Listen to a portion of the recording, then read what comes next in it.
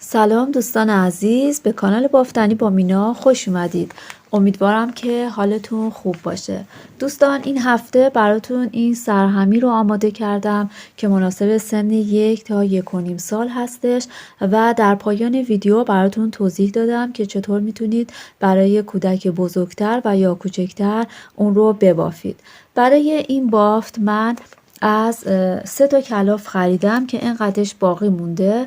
مارک هیمالایا هست و 100 گرم 250 متر هستش که شما میتونید از کلافه دیگه که مشابه این هستن مثل آلیزه که 100 گرم و 250 متر هست استفاده بکنید و میل شماره 4 استفاده کردم و این قسمت رو به این صورت بافتم که از این قسمت ببینید تیکه شده. این قسمت رو اول بافتم تا اینجا و بعد قسمت پشت رو بافتم و این قسمت ها رو به هم دیگه وصل کردم که همه رو در ویدیو گذاشتم و برای آستین هم از این بافت استفاده کردم که مدل پیچ تو در تو هستش اسمش و این رو هم توضیحش رو در ویدیو گذاشتم و برای تزیین هم من به این صورت این گل ها رو بافتم که شما هر جور دیگه ای که بلد هستید میتونید این رو تزیین بکنید و 10 تا دکمه احتیاج داریم. 5 تا این سمت هست جا دکمه زدم، 5 تا هم این سمت هست و 10 تا دکمه احتیاج داریم. اگر آماده هستید بافت این لباس رو با همدیگه شروع میکنیم و اگر خوشتون اومد که عضو کانال من بشید خیلی خوشحال میشم. خب دوستان با هم بافت رو شروع میکنیم. دوستان برای بافت این سرهمی من اول قسمت جلوی لباس رو میخوام ببافم. اینجا قسمتی هستش که دو طرف دکمه میخوره و اینجا دونه اضافه میشه به این صورت و اینجا قسمت یقه هستش. 23 تا دونه من سر انداختم، 6 رج بافت رکن بافتم. ببینید 1 2 3 4 5 6 تا 6 تا که بافت رکن بافتم. الان میخوام این قسمت و این قسمت جا دکمه باز بکنم. برای باز کردن جا دکمه 3 تا دونه رو من میام میبافم، همون بافت رکن. خب این 3 تا رو که بافتم یه دونه ژوته میزنم و این دوتا رو جهت دونه هام رو تغییر میدم و از زیر اونها رو کور میکنم. این دوتا رو اینجا اولین جا دکممون رو زدیم 1 2 3 4 5 و بقیه دونه ها رو از زیر میبافم، یعنی بافت رکنم رو ادامه میدم تا برسم به اون سمت هم باید جا دکمه بزنم.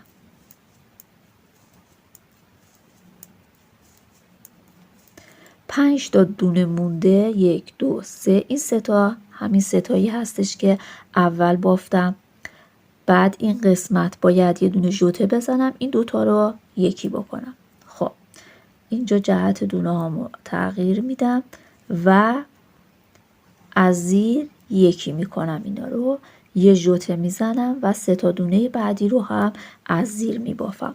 دوستان برای اینکه این قسمت یه حاشیه صاف داشته باشیم نخ رو سمت خودتون بیارید و دونه آخر رو نبافته وارد میل بکنید. این کار رو هم این قسمت بعد انجام بدیم هم این قسمت و بعد دونه ای که نبافته بودیم رو برای شروع رج این رو میبافیم. اینجا رو بعد یک کمی سفت‌تر بگیریم که اینجا منظم تر در بیاد و بعد الان 6 تا دونه رو من برای حاشیه در نظر گرفتم. 1 2 3 اینجا دکمه میشه 4 5 6 دونه این سمت و 6 تا دانه این سمت برای حاشیه در نظر میگیرم و این رو به صورت بافت رکن ادامه میدیم. قسمت وسط قسمتی هستش که میخوام به شکل بافت ساده 1 رج از زیر و 1 رج از رو ببافم و بعد الان رج های زیر که رسیدیم زیاد کردن دونه داریم. الان اولین رج هستش که میخوام دونه رو اضافه بکنم. اولین دونه رو به این شکل اضافه میکنم و بعد بافت سادم رو الان شروع میکنم. 1 2 3 4 5 6. ببینید دوستان اینجا بهتر هستش که بعد از این 6 تا بافت حاشیه یک دونه از زیر ببافید که این میخوام به صورت گندمی کنار این 6 تا دونه حاشیه به همین شکل بالا بره و بافت منظم تری باشه و بعد اضافه کردن دونه رو از اینجا شروع میکنیم. خب یک دونه این سمت اضافه کردم، پس چی شد؟ 6 تا دونه بافت حاشیه رو بافتم، یک دونه هم از زیر بافتم و اضافه کردنم رو از اینجا شروع کردم و الان بافت سادم رو شروع میکنم. از زیر میبافم، رج بعد دیگه اینا از رو میشه، یعنی ساده بافی هستش. خب این سمت هم باید دونه اضافه بشه. 1 2 3 4 5. این 6 تا حاشیه و این یه دونه که باید از زیر ببافیم. پس این قسمت باید دونه اضافه کنیم. برای اضافه کردن دونه این سمت ببینید انگشت اشاره رو این شکلی بگیرید و دونه اضافه بکنید. ببینید به این شکل دونه اضافه بکنید و بعد این دونه خب از زیر بافته میشه و بعد این 6 تا هم بافت رکن هست، از زیر بافته میشه. 1 2 3 4 5. نخ رو سمت خودمون بیاریم و دونه آخر رو نبافته وارد میل میکنیم. خب رج بعد دونه ای که نبافته بودیم رو میبافیم اول. این 6 تای حاشیه، 2 تا، 3 تا، 4 تا، 5 تا و 6 تا و بعد این رج میشه رج رو. اون سمت از زیر بافتیم، اینجا باید از رو ببافیم. دونه ای رو هم که اضافه کردیم رو هم از رو میبافیم و ساده بافیمون رو انجام میدیم.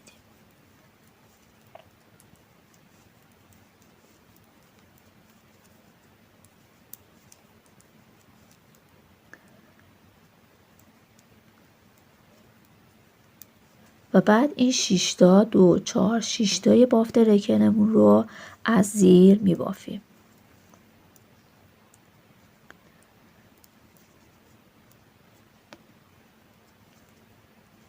نخ رو سمت خودم میارم و دونه آخر رو نبافته وارد میل میکنم. خب ببینید الان ساده بافیمون مشخص شده. اینجا دونه که نبافته بودم رو از زیر میبافم، 6 تا دونه رکنم رو میبافم، 2 تا، 3 4 5 6 و بعد دوباره رج زیر اومدیم، باید دونه اضافه بکنیم. این دونه‌ای بودش که گفتم برای اینکه حاشیه این قسمت به صورت گندمی بالا بره باید این قسمت دونه اضافه بکنیم. دقیقا مثل همون قسمت یک دونه به این شکل اضافه میکنم و بعد ساده بافیم رو انجام میدم.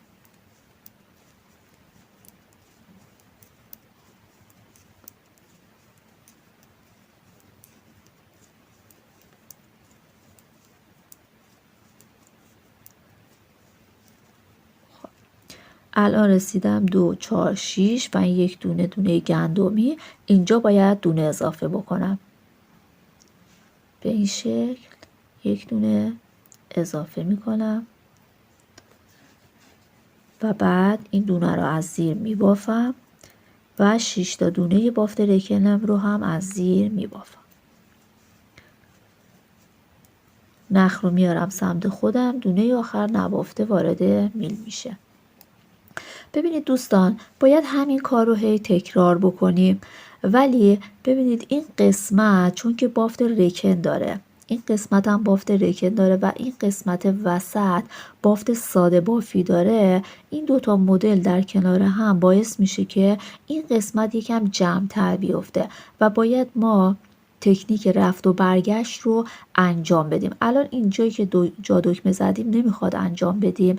9 تا بافت رکن که داشتیم و دومی جا دکمه رو که خواستیم بزنیم اونجا بافت رفت و برگشت رو انجام میدیم. کلا 5 تا باید جا دکمه بزنیم. خب اولین جا دکمه هیچی، توی 4 تا جا دکمه بعدی اون قسمت باید بافت رفت و برگشت رو انجام بدیم که این قسمت یکم بلندتر از این قسمت بشه، یعنی رجی که میبافیم بیشتر باشه تا این مشکل حل بشه. الان رسیدیم به رج رو. دیگه الان تکرار هستش. رج رو رسیدیم. دونه ای که نبافته بودم رو من از زیر میبافم. این 6 تا دونه رکن هستش، از زیر میبافم. 2 4 5 6 و ساده بافی هستش دیگه، باید از رو ببافیم.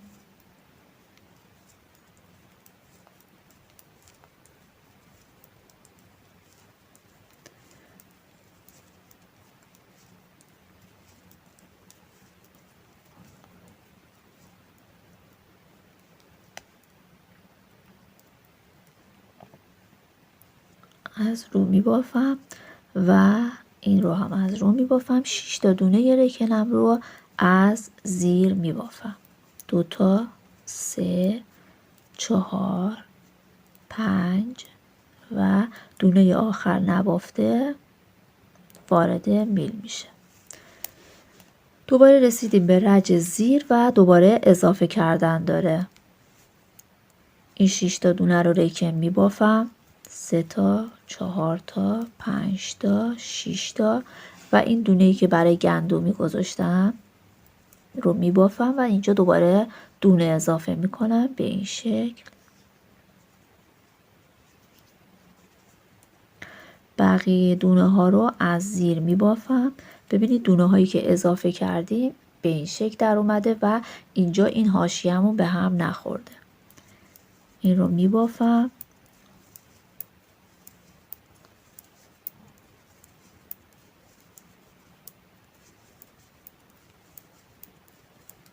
خب تا برسم به این قسمت، این 6 تا دونه حاشیه، این بافت گندمی، اینجا باید دونه اضافه بکنم.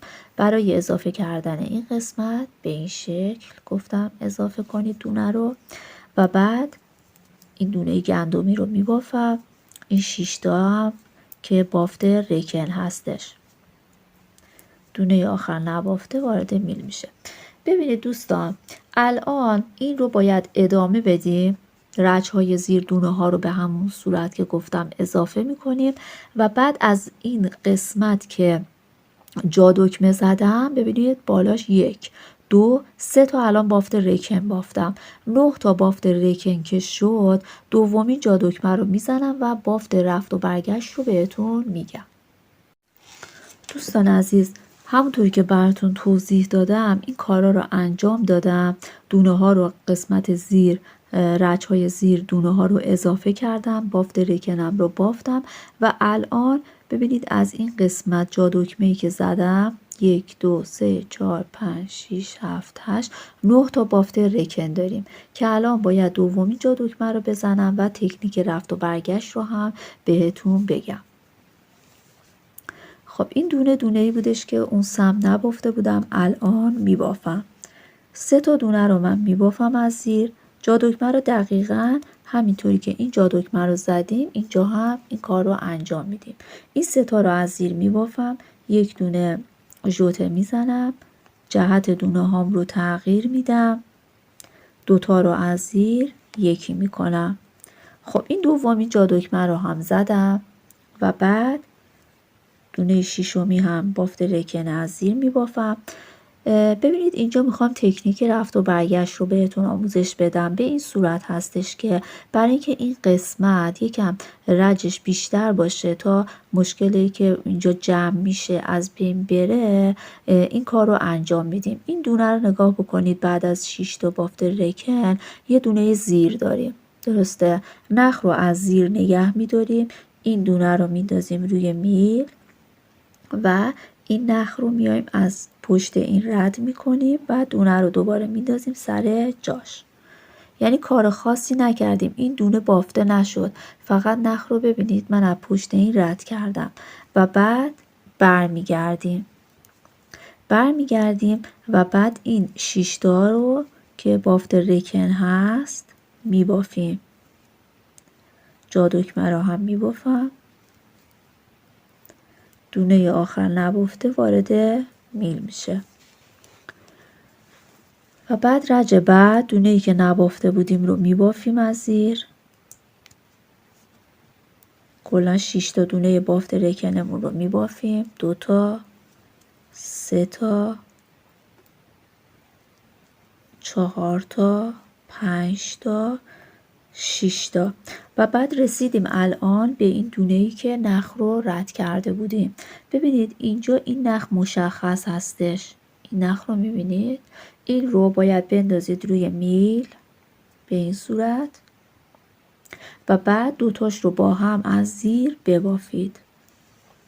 این کاری که انجام دادیم باعث شد که اینجا رج بیشتری داشته باشیم و این حاشیه‌مون هم اصلا تکون نخورده، یعنی دست نخورده مونده و همونطور منظم هست و دومی جا دکمه رو هم زدیم. حالا من این رج رو باید ببافم تا انتها. خب اینجا اضافه کردن دونه هم داریم چون رج زیر هستیم دیگه دوستان، اینجا باید دونه هم اضافه بکنیم. 1 دونه هم اضافه کردیم و بعد بافت زیر رو میبافم. باید همه کارهایی که این قسمت انجام دادیم اون سمت هم انجام بدیم.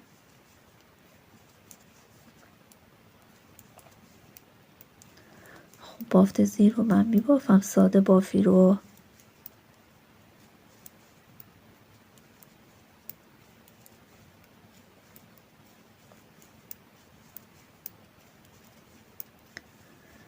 خب این قسمت هم باید دونه اضافه بشه. خب اینجا هم دونه اضافه میکنیم به همون روشی که براتون توضیح دادم. این گندمی هم از زیر بافته میشه و اینجا باید جا دکمه بزنیم. 1 2 3 4 5 تا دونه که مونده جا دکمه میزنیم.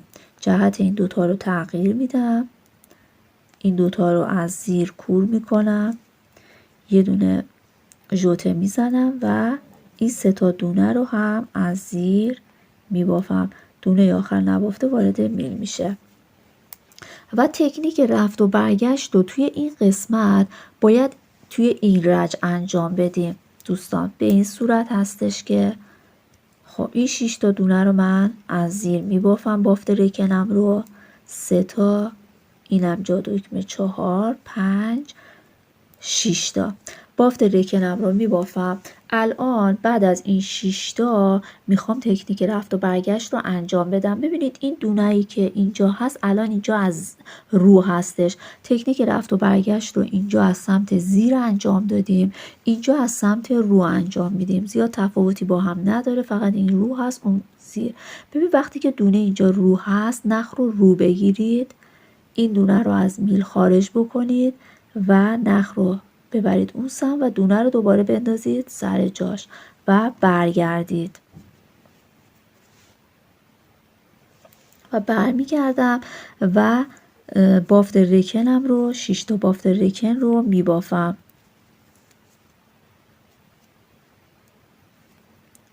دونه آخر نبافته وارد میل میشه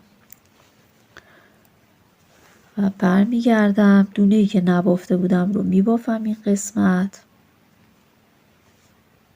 و این 6 تایی که از زیر هست 2 تا، 3 تا، 4 تا، 5 تا، 6 تا حاشیه بافت رکن رو بافتم. رسیدم به این دونه‌ای که نخ رو رد کرده بودم.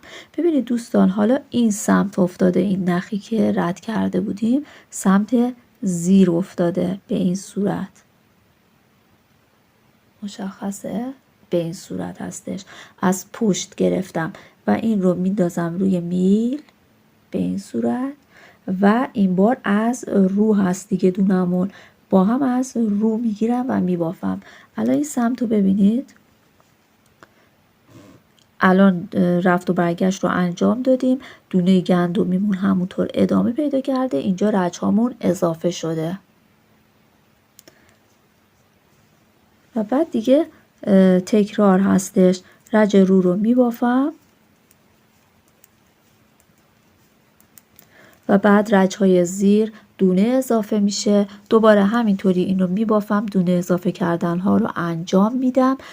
جا دکمه سوم یعنی 9 تا بافت رکن که بافتیم، دوباره همین کارهایی که این قسمت ها انجام دادیم رو شما باید انجام بدید و این رو باید همینطور ببافیم. من میبافم ببینم که چقدر اندازه میشه، بهتون میگم که چند تا دونه اضافه کردم و چند سانتی متر بافتم و چند تا جا دکمه باید باز بکنیم. دوستان الان همونطوری که بهتون توضیح دادم من زیاد کردن ها رو این قسمت و این قسمت انجام دادم و هر 9 تا بافت رکن که انجام دادم یه دونه جا دکمه زدم. ببینید الان 1 2 3 تا جا دکمه، 3 تا جا دکمه این سمت، 3 تا جا دکمه این سمت هستش و بافت های رفت و برگشت رو هم این قسمت هایی که جا دکمه زدم همونطوری که براتون توضیح دادم انجام دادم. الان دونه هایی که روی میل هست به 63 تا دونه رسیده. خب الان وقتی که دونه هام رسید به 63 تا، من الان اینجا رو براتون اندازه میزنم. به این شکل اندازه گیری میکنم دوستان، نگاه کنید. از این قسمت بالا یقه اندازه میزنم، تقریبا 14 سانتی متر هستش، 14 سانتی متر هستش و الان دیگه نمیخواد که زیاد بکنیم دونه ها رو، باید فقط جا دکمه ها رو باید فراموش نکنیم، همونطوری 9 تا بافت رکن که بافتیم جا دکمه ها رو بزنیم و بافت های رفت و برگشت رو هم انجام بدیم و دیگه فقط اینجا زیاد کردن دیگه نداریم. یعنی ببینید الان این قسمت بافت حاشیه رو میبافیم. این 6 تا دونه‌ای که بافت رکن هست به همین صورت بافته میشه. 3 تا 4 تا 5 تا 6 تا و بعد بافت رو هست. الان اینا رو من از رو میبافم.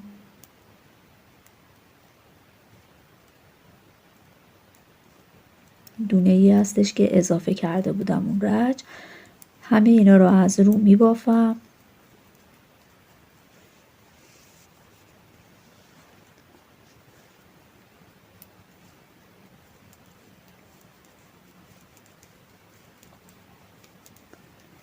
دیگه رج زیر که رسیدیم بافت های رکنمون رو میبافیم، بافت سادهمون رو میبافیم، دیگه اضافه کردن دونه نداریم دوستان.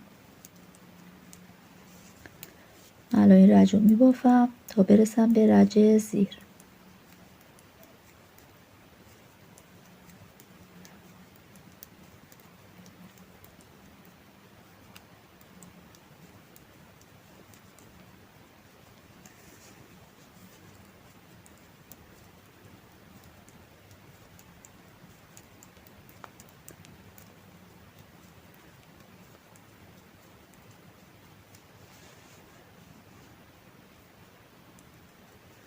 کلا 20 دفعه من دونه اضافه کردم، یعنی که دونه هام رسید به 63 تا دونه. این 2 4 6 تا دونه حاشیه که بافت رکن هست رو میبافم. دونه آخر نبافته وارد میل میشه. خب از آخرین باری که جا دکمه زدم اینجا ببینید 1 2 3 4 5 تا بافت رکن دارم، باید برسه به 9 تا بافت رکن که دوباره جا دکمه رو بزنم. الان اینجا رسیدیم. دونه اول رو من میبافم. این 6 تا 2 3 4 5 6 و دیگه اینجا که قبلا دونه اضافه می کردیم دیگه نمیخواد دونه اضافه کنیم، اینا رو به همین شکل ساده می بافیم. اینا رو به همین صورت میبافم.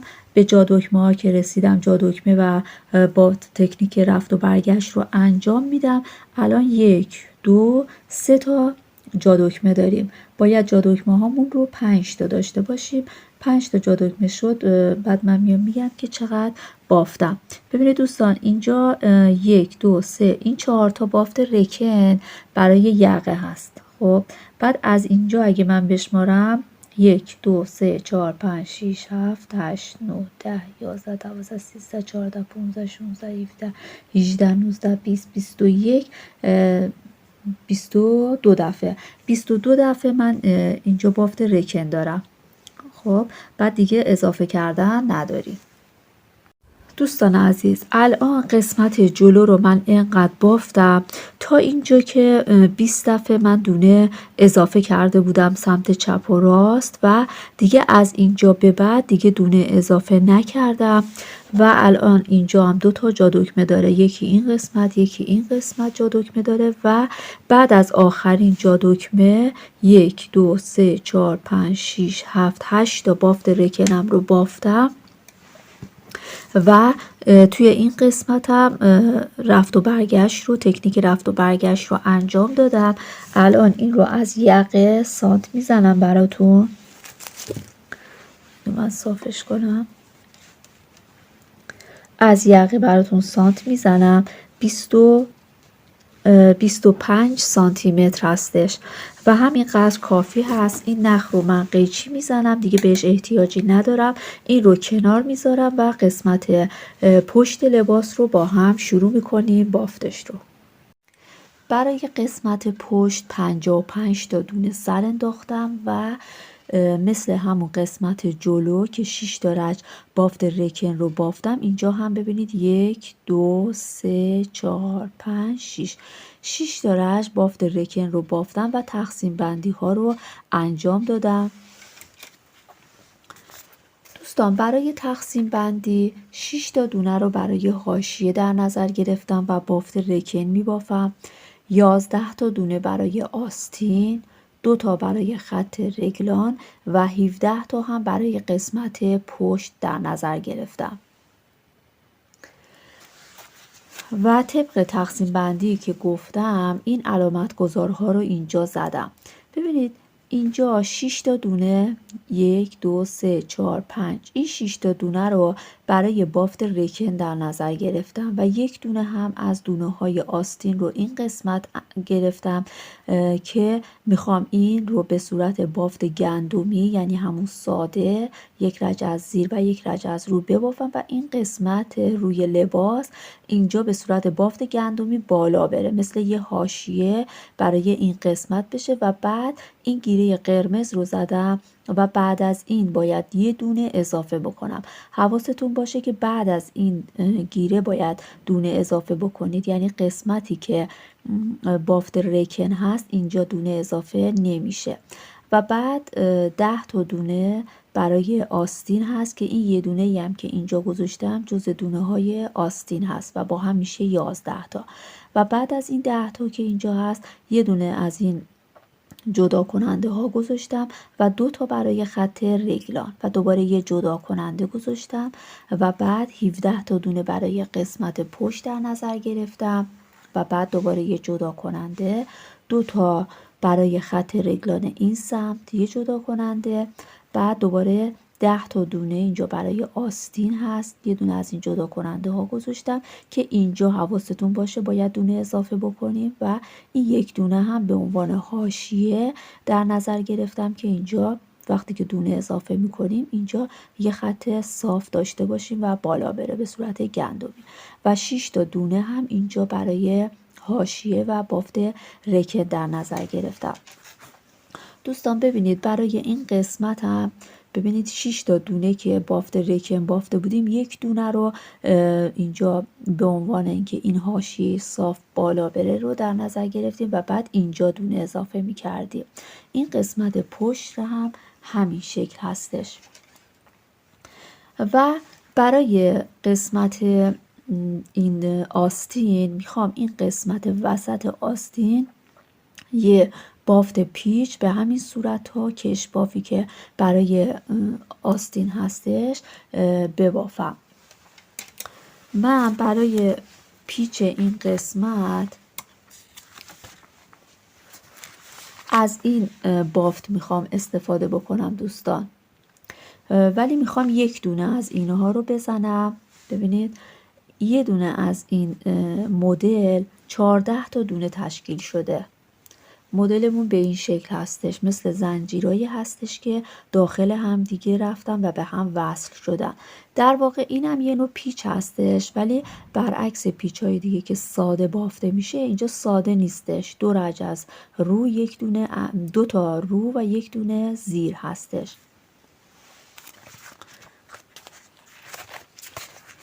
ببینید برای این مدل 14 تا دونه ما احتیاج داریم که با 2 تا از رو و یک دونه از زیر شروع میشه. 2 تا رو یه زیر، 2 رو یه زیر، 2 تا رو یه زیر، 2 رو یه زیر، 2 تا رو.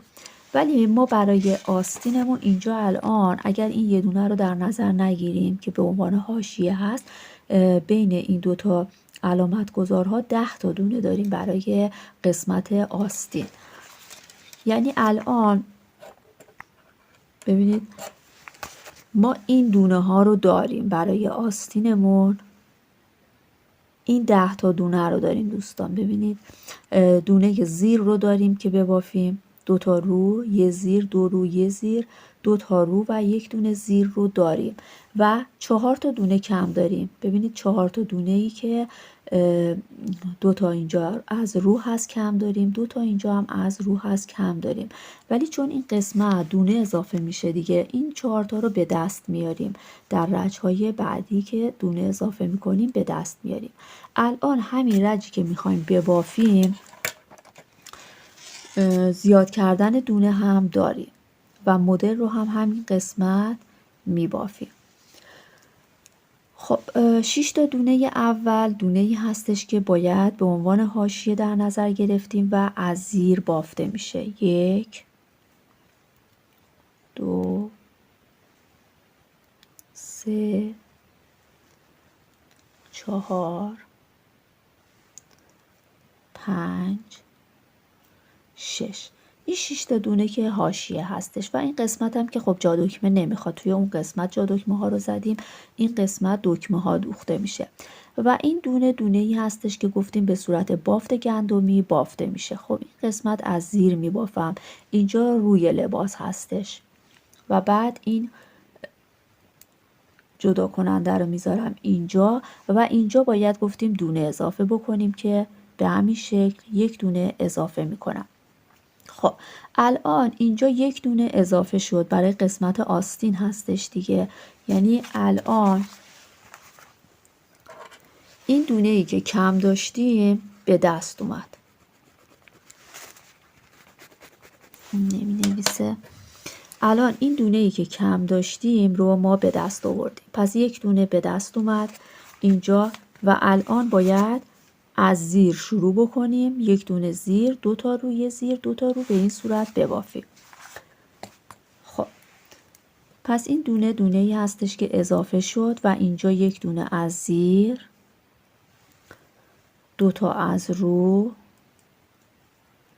یک زیر، 2 تا از رو، یه زیر، 2 تا رو و یک دونه از زیر و بعد یک دونه هم اینجا اضافه کردیم. باید بکنیم قبل و بعد این گیره ها باید دونه اضافه بکنیم و الان این دونه این سمت هم همین رج به دست اومد.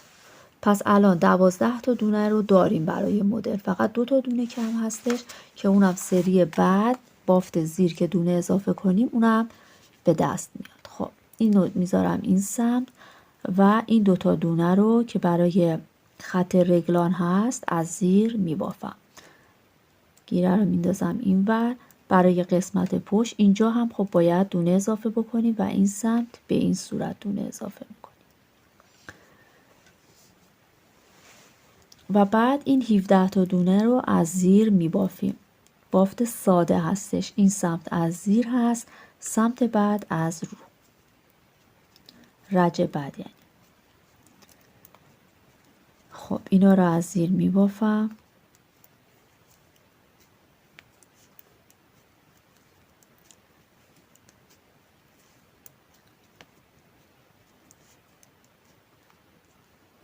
خب الان رسیدیم دوباره به این علامت گذارها. یک دونه اضافه می کنم، علامت گذار رو این سمت می اندازم، دو تا دونه رو از زیر می بافم، علامت گذار رو این سمت می اندازم و یک دونه هم به این صورت اینجا اضافه می کنم.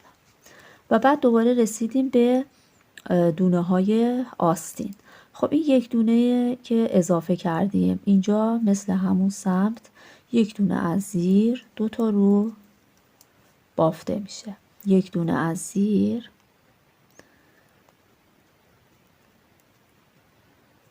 یک دونه از زیر، دو تا رو، یک دونه از زیر، دو تا رو، یک دونه از زیر و یک دونه هم این سمت به همین شکل اضافه میکنیم و بعد این رو میندازم این سمت. خب این دونه‌ای بودش که میخواستیم به عنوان حاشیه کنار این 6 تا دونه بافت رکن ادامه پیدا بکنه. از زیر میبافم و 6 تا بافت رکن رو از زیر میبافم. خب دونه آخر رو قرار شد که نبافته وارد میل بکنیم و بافت که شروع میشه اون رو ببافیم که حاشیه صافی داشته باشیم. خب حالا رج بعد دونه اول رو که نبافته بودیم میبافیم. کلا 6 تا دونه بافت رکنمون رو از زیر میبافیم. 2 4 5 6 و الان این رج، این قسمت پشت، اینا بافتامون ساده بود دیگه، از رو میبافم. اون سمت از زیر بود، این سمت از رو. و رج رو زیاد کردن دونه نداریم دوستان. الان به دونه های قسمت آستین رسیدیم. دونه های آستین رو باید به همون شکلی که دونه ها رو میبینیم ببافیم، یعنی دونه های زیر از زیر و دونه های رو از رو. این دونه‌ای بودش که اون سمت ما اضافه کرده بودیم، خب که از رو بودش، پس الان باید از زیر بافته بشه. این از زیر بافته میشه. دونه بعد رو از رو بافته میشه. دونه بعد دو تا دونه از زیر میبینیم، از زیر میبافیم. یک دونه از رو، دو تا از زیر، از رو، دو تا از زیر،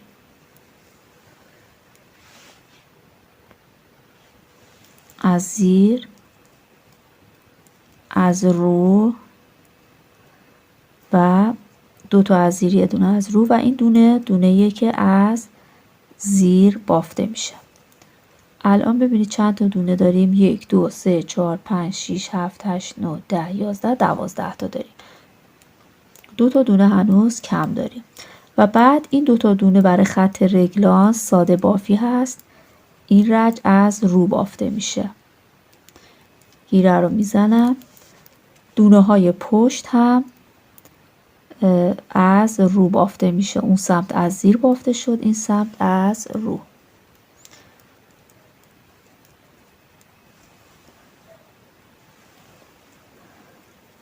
اینا رو از رو میبافم.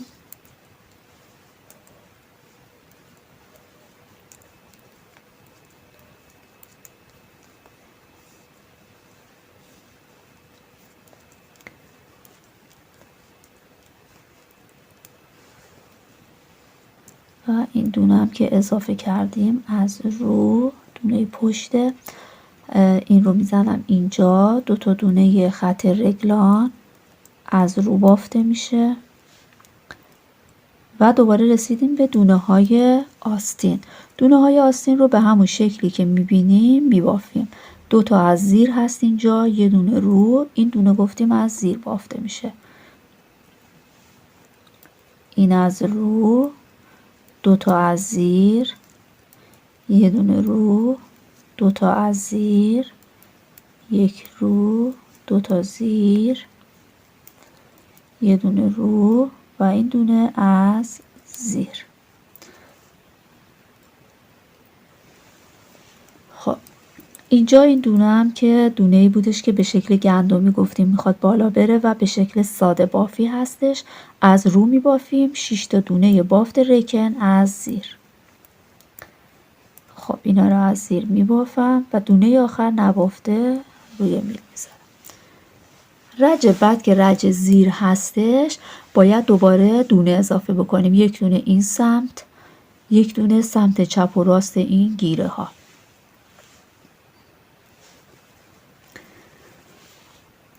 شش تا دونه بافت رکن رو میبافم. یک،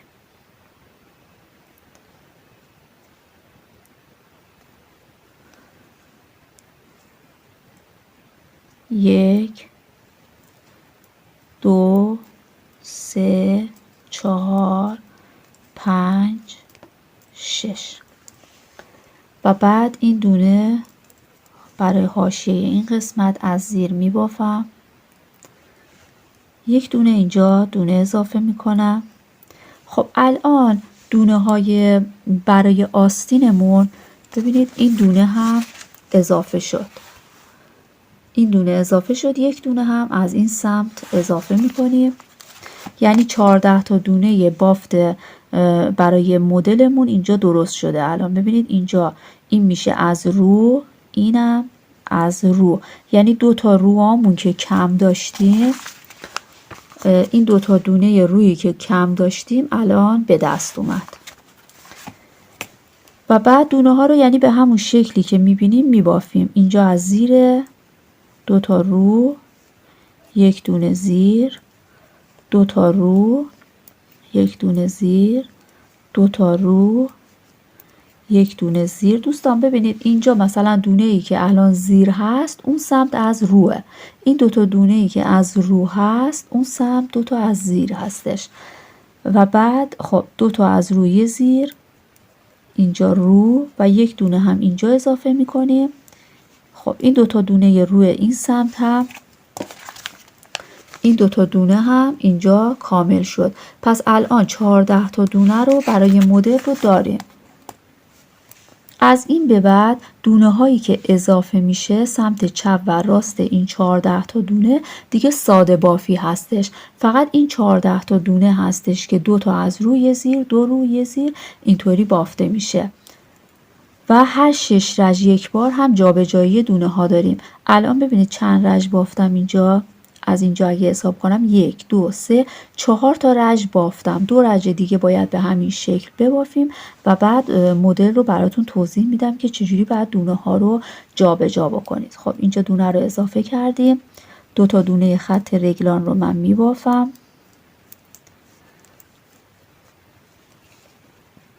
این رو این سمت میزنم.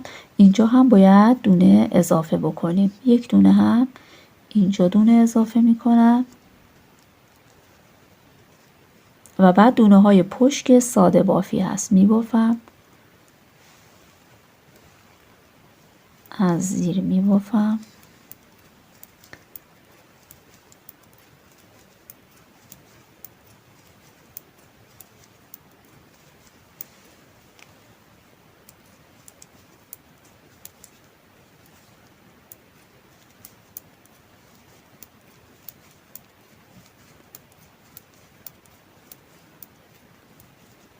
یک دونه اینجا اضافه میکنم.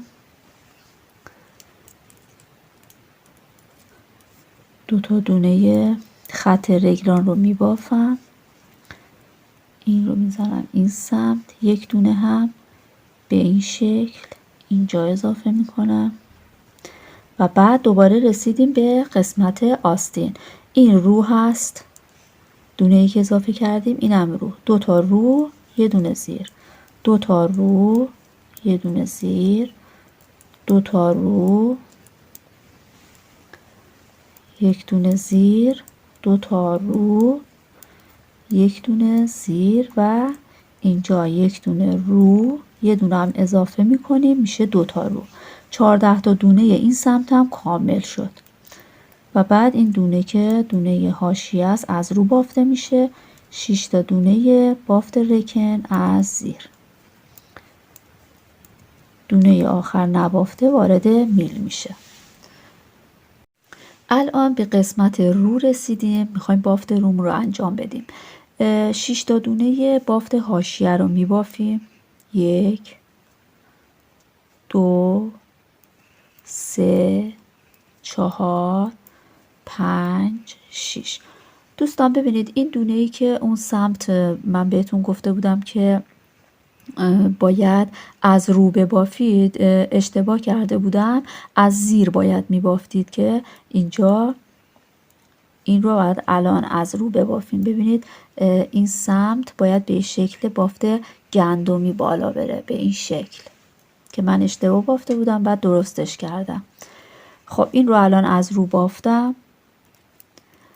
الان رسیدیم به دونه های قسمت آستین که به همون شکلی که دونه ها هست میبینیم باید ببافیم. الان 2 تا دونه از زیر میبافیم.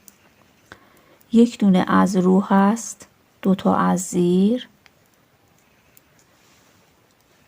1 دونه از رو، 2 تا از زیر، 1 دونه از رو، 2 تا از زیر. الان 14 تا دونه بافت مدلمون کامل شده. 1 دونه از زیر، این 1 دونه هم از زیر هستش با 2 تا از زیر.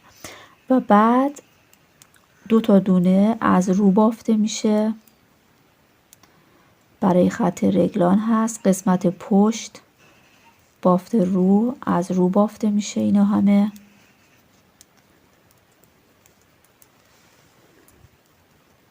اینا رو از رو میبافم.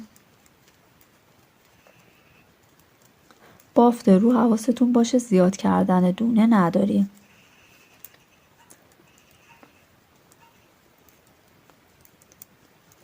خب اینا رو از رو میبافم. دونه‌ای هم که اضافه کردیم از رو بافته میشه. 2 تا دونه خط رگلانم از رو بافته میشه. و بعد دوباره رسیدیم به دونه های آستین که به همون شکلی که هستن میبافیم. 2 تا از زیر، 1 دونه از رو، 2 تا زیر، 1 دونه رو، 2 تا زیر، 1 دونه رو، 2 تا زیر، 1 دونه رو. و اینجا دونه ای که اضافه کردم باز شده، اولین رو درست کنم. اینجا هم 2 تا از زیر. و بعد این دونه گندمیمون هست از رو بافته میشه. 6 تا دونه بافت رکن رو میبافیم. دونه آخر نبافته وارد میل میشه. رج بعد رج زیر هستش و دوباره اضافه کردن دونه داریم. خب الان این قسمت رو نگاه بکنید. این بافت که حساب نمیشه، برای بافت رکن هستش. 1 2 3 4 تا رج الان بافتیم. 2 رج دیگه که ببافیم باید بافت مدلمون رو ببافیم. خب 2 تا 3 تا 4 5 6. این 6 تا بافت رکن. و بعد اینجا گفتم بافت مدلمون رو ببافیم. بعد این 1 دونه از زیر بافته میشه. این رو میزنم اینجا. 1 دونه اینجا اضافه میکنم. ببینید دوستان از این به بعد دونه هایی که قبل و بعد از این 14 تا دونه اضافه میشه ساده بافی هستش، ربطی به مدلمون نداره. خب این رج هم دونه های مدل رو به همون شکلی که هستن میبافیم. 2 تا رو، 1 دونه زیر، 2 تا رو، 1 دونه زیر، 2 تا رو، 1 دونه زیر، 2 تا رو، 1 زیر و 2 تا رو. و اینجا هم 1 دونه اضافه میکنیم. و بعد این علامت گذار رو این سمت میندازم.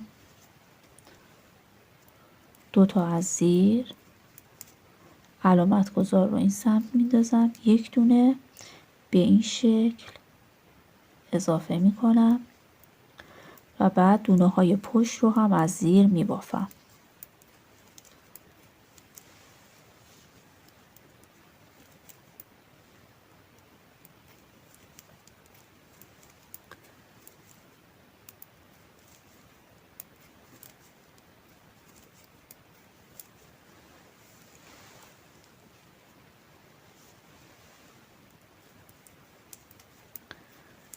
اینا رو از زیر میبافم.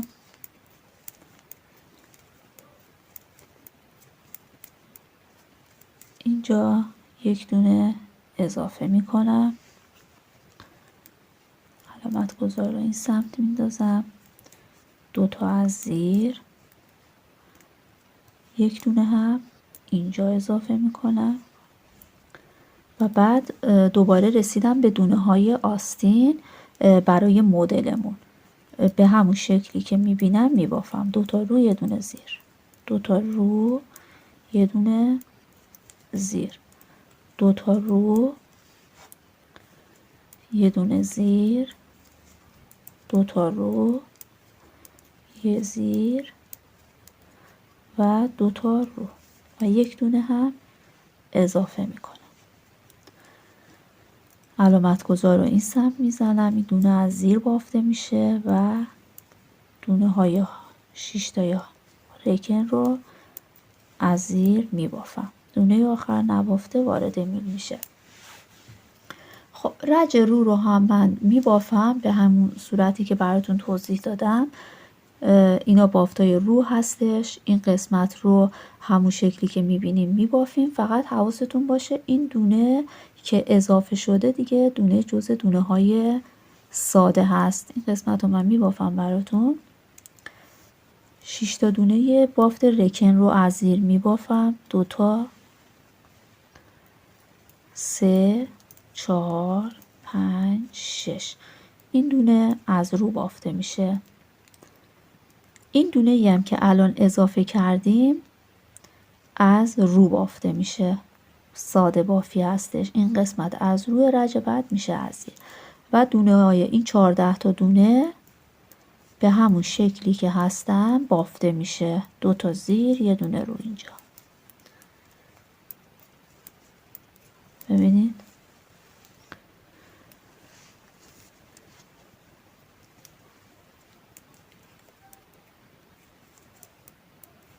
2 تا زیر، یه دونه رو، 2 تا زیر و این یه دونه رو روی ساده هستش دوستان. این قسمت مدل ما هست. این 14 تا دونه.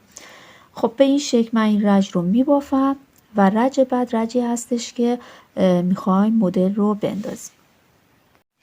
بعد از اینکه 6 تا رج رو بافتیم، ببینید این رجی که اینطوری نشون داده شده جزء این قسمت دوستان نگاه کنید، جزء قسمت بافت های رکن هستش. میخوایم بشماریم، از اینجا باید بشماریم. 1، 2، 3، 4، 5، 6. 6 رج که کامل شد باید بافت پیچمون رو بزنیم. اینجا نگاه کنید من 6 تا رج بافتم و بعد جابجا کردم دونه ها رو. به این شکل در اومده که الان براتون توضیح میدم.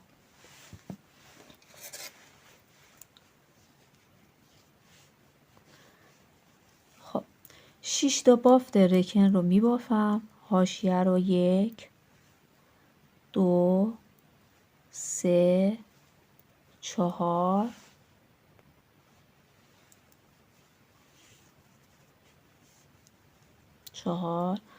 5، 6. این دونه هم که از زیر بافته میشه. این رو میذارم اینجا و یک دونه بعد اضافه کنم. دونم رو اضافه میکنم. دونه بعدی که جزء مدل نیست اینم از زیر بافته میشه. ساده بافی هستش و این 14 تا دونه 14 تا دونه مدلمون هست. خب از این 14 تا دونه 2 تا دونه اول از زیر از روه. 2 تا رو، یه دونه زیر هستش. دونه اول رو میبافم از رو. خب دونه اول از رو بافته میشه. نخ رو زیر نگه میدارم. 6 تا دونه رو وارد این میل میکنم. 1، 2، 3، 4، 5، 6. خب الان به این شکل جابجا میکنم که دیگه از میلای یدکی و اینا هم استفاده نکنید و اینکه یه دفعه دونه ها رو در نیارید که در بره. این 3 تا دونه رو با این 3 تا دونه میخوام جابجا بکنم. 6 تا دونه گذاشته بودیم دیگه. این 3 تا دونه این سمت، این 3 تا دونه این سمت هستش. این 3 تا دونه رو کنار میزنم. ببینید از پشت هست. داشتیم اینطوری میبافتیم دیگه. این رو به این سمت بیارید، 3 تا دونه این قسمت رو وارد میل بکنید به این شکل و بعد برگردید این میلی که این قسمت هست این رو کلا در بیارید. این 3 تا دونه در اومده میشه، 1 2 3 و این 3 تا رو بندازید روی میل. اینطوری اگه جابجا بکنید در رفتن دونه ندارید دیگه. اینطوری جابجا کردیم. حالا من بازم توضیح میدم براتون. و بعد دونه ها رو به همون شکل، این 6 تا دونه رو به همون شکلی که میبینید میبافید. خب الان ببینید این از رو بود، از رو بافته میشه. این از رو بافته میشه. دونه بعدی ببینید دونه زیر هست، از زیر بافته میشه. یه دونه زیر 2 تا رو هست دیگه این قسمت. این 2 تا از رو هست، از رو میبافیم. دونه بعدی رو نگاه کنید، از زیره، از زیر میبافیم. دونه بعد از رو هست. به این شکل در اومد این سمت. حالا سمت بعد نخ رو بندازید، 6 تا دونه رو وارد میل کنید. 2 تا، 3 تا، 4، 5، 6. اون سمت از به این صورت 3 تا دونه رو گرفتید دیگه، از پشت گرفتید. این دفعه از رو میل رو ببینید، این 3 تا دونه رو کنار بزنید، این 3 تا دونه رو به این شکل بگیرید، 1 2 و 3. به این شکل گرفتید این میل رو در بیارید، 3 تا دونه ای که در میاد روی این میل بندازید و بعد دونه ها رو به همون شکلی که میبینید ببافید.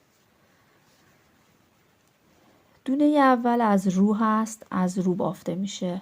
دونه بعد نگاه کنید، از زیره، از زیر بافته میشه. دونه بعد این 2 تا دونه یکم پیش هم دیگه قرار میگیره، حواستون باشه یه دفعه با هم نبافید. ببینید این 2 تا دونه رو میگم. این 2 تا دونه از رو بافته میشه، دونه بعد از زیره. کلا رج روی لباس هستش دیگه، 2 تا رو یه دونه زیر هستش. خب این یه دونه از رو بافته میشه، با این یه دونه ای که اینجا هست میشه 2 تا رو. مدلمون به این شکل در اومد.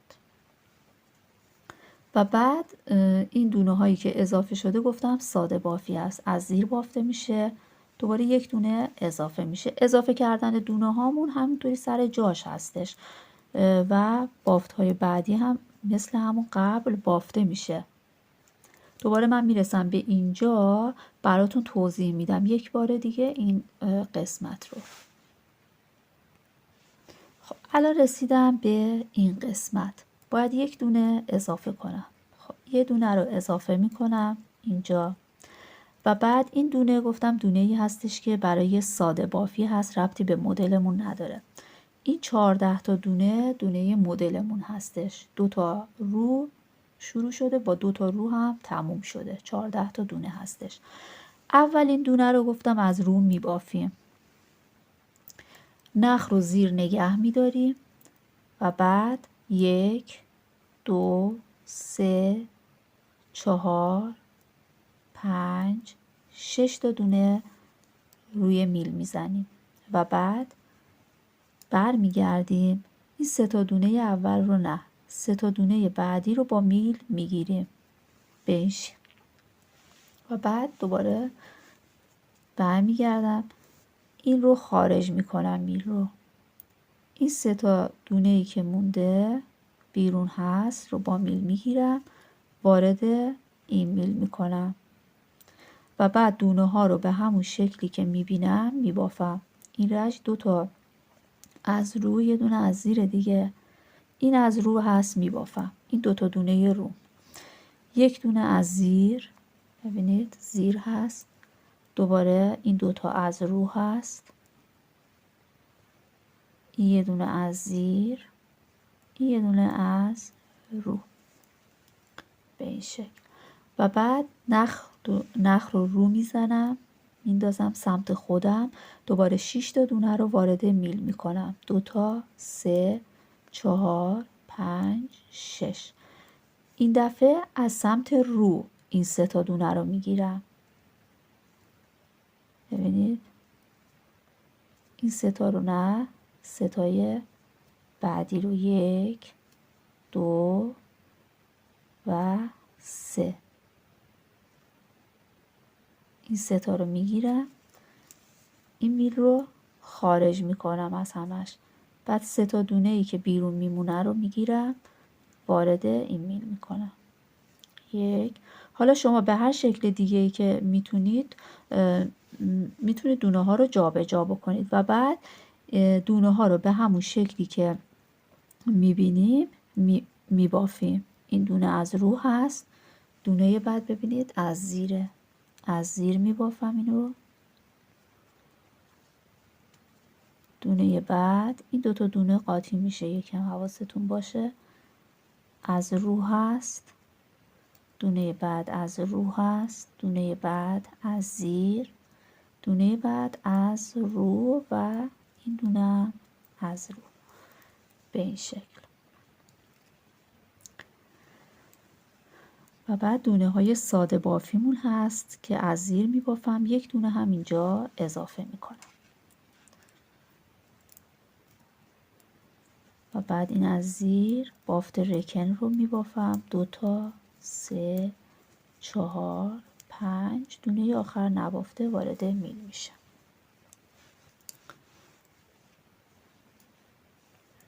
خب رج رو دونه های این سمت رو به همون شکلی که میبینم میبافم. اینا بافت رکن هست، اینا هم ساده بافی هستش. این رج رو من میبافم. 1، 2، 3، 4، 5، 6. این یه دونه از رو بافته میشه. بعد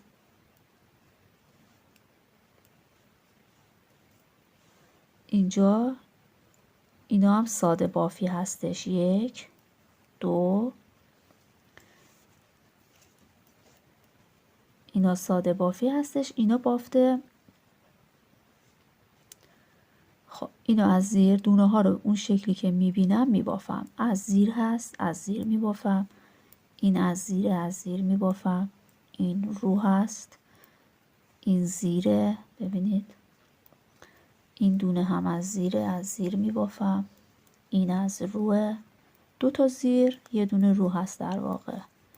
این 2 تا از زیره، این یه دونه از رو، 2 تا از زیر، یه دونه رو، 2 تا از زیر، یعنی به همون شکلی که میبینیم میبافیم دونه های مدلمون رو. و بعد این دوتایی هستش که برای ساده بافی هست و این رج از رو بافته میشه. اینو هم از رو بافته میشن. این قسمت هم که قسمت پشت لباس هست از رو بافته میشه، ساده بافی، مدل نداره.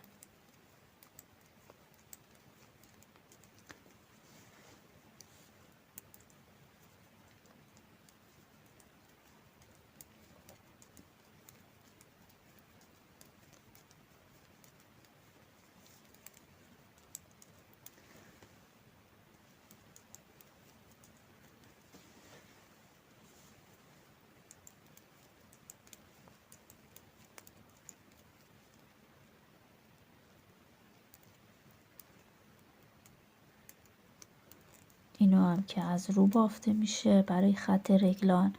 و قسمتی که برای آستینه، این 2 تا ساده بافی هست.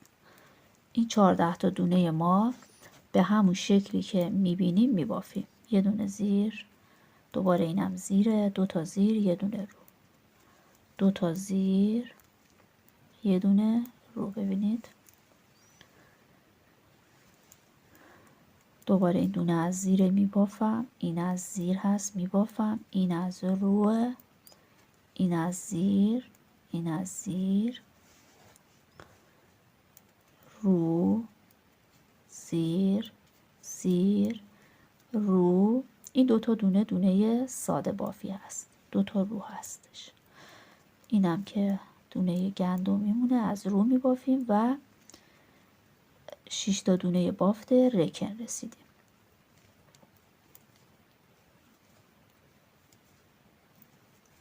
دونه آخر نبافته. ببینید دوستان، مدل ما به این شکل در اومد، این سمت هم به این شکل در اومد. خب دیگه بعد از این همش تکرار هستش. اینا رو باید ببافید. بافت زیر که رسیدید اضافه کردن دونه ها هست و این قسمت، این 14 تا دونه به همون شکلی که میبینیم بافته میشه تا 6 رج. حالا اینکه برای شمردن 6 رج ببینید به این شکل باید بشمارید. این قسمت یه سوراخی میفته، نگاه کنید، این قسمت یه سوراخ میفته، اینجا هم همینطور افتاده. برای شمارش میتونید به این صورت، اگه یادتون رفت چند رج بافتید که میخواید مدل رو بزنید، اینطوری بکنید، بعد اینا رو بشمارید. ببینید الان 1 2 3 4 5 6 رج که تموم شده. ببینید دوباره مدل رو من اینجا زدم. دوباره بعد از 6 رج اینجا 1 2 3 4 5 6. بعد از 6 دوباره اینجا زدم 1 2 3 4 5 6. دوباره مدل رو زدم. برای شمارش اگر فراموش کردید از این قسمت اینا رو بشمارید، درست در میاد. حالا این قسمت هم همینطور. الان ببینید 1 رج 2 رج بافته شده، 4 رج دیگه باید به این شکل بافته بشه. رج های زیر دونه اضافه میشه.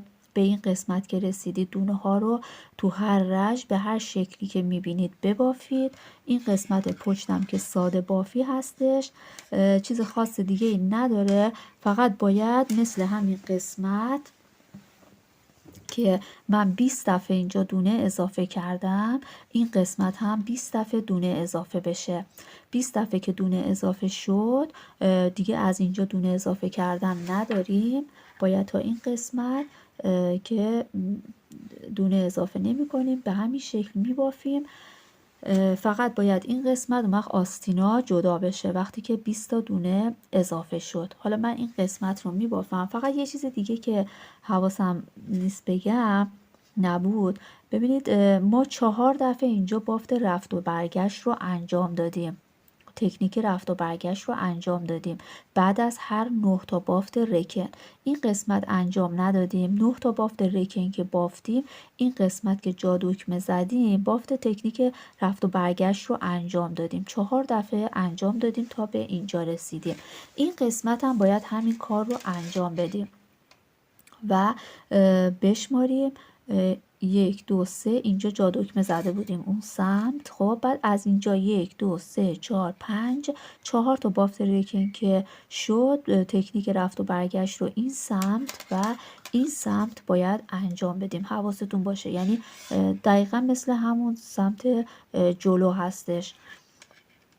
بعد دیگه چیز دیگه این نمیمونه. فقط من اینو میبافم تا 20 تا دونه 20 دفعه دونه اضافه کردم. بعد بهتون میگم که باید بقیهش رو چطوری ببافید.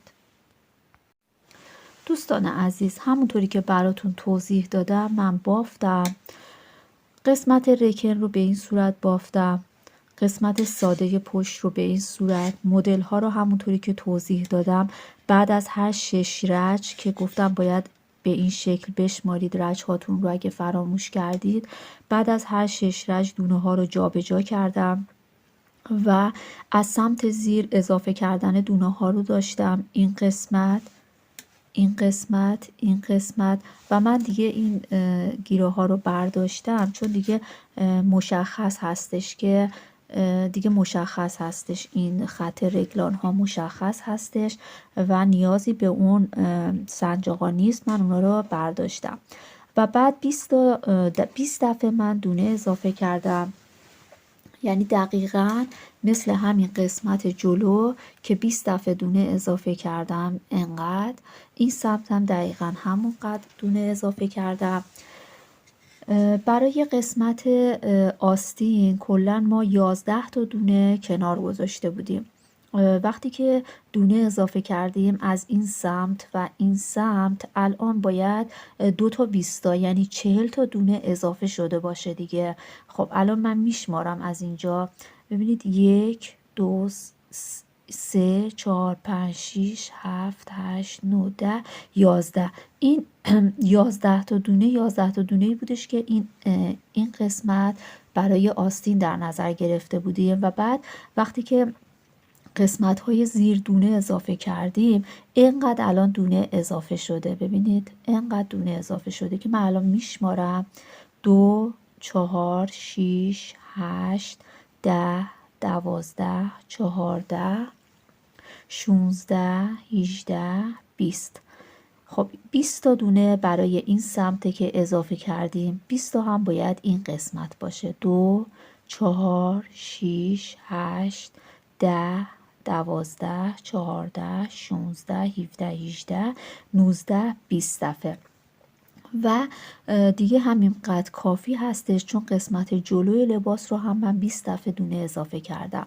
و بعد این 2 تا خط رگلان که اینجا هست، یک دونش رو برای قسمت پشت در نظر میگیریم، یک دونش رو برای قسمت آستین. الان میخوایم فقط این آستین رو ببافیم. خب از همینجا شروع میکنیم. خب بافت ریکن رو من میبافم 6 تا رو، 2 تا 3 تا 4 تا 5 تا 6 تا. این 6 تا رو توی یه سنجاقی نخی توی یه چیزی میذارم بمونه. 1 2 3 4 5 و 6.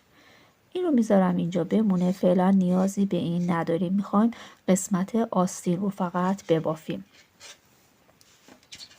خب من از 1 میل دیگه استفاده میکنم برای بافت آستین.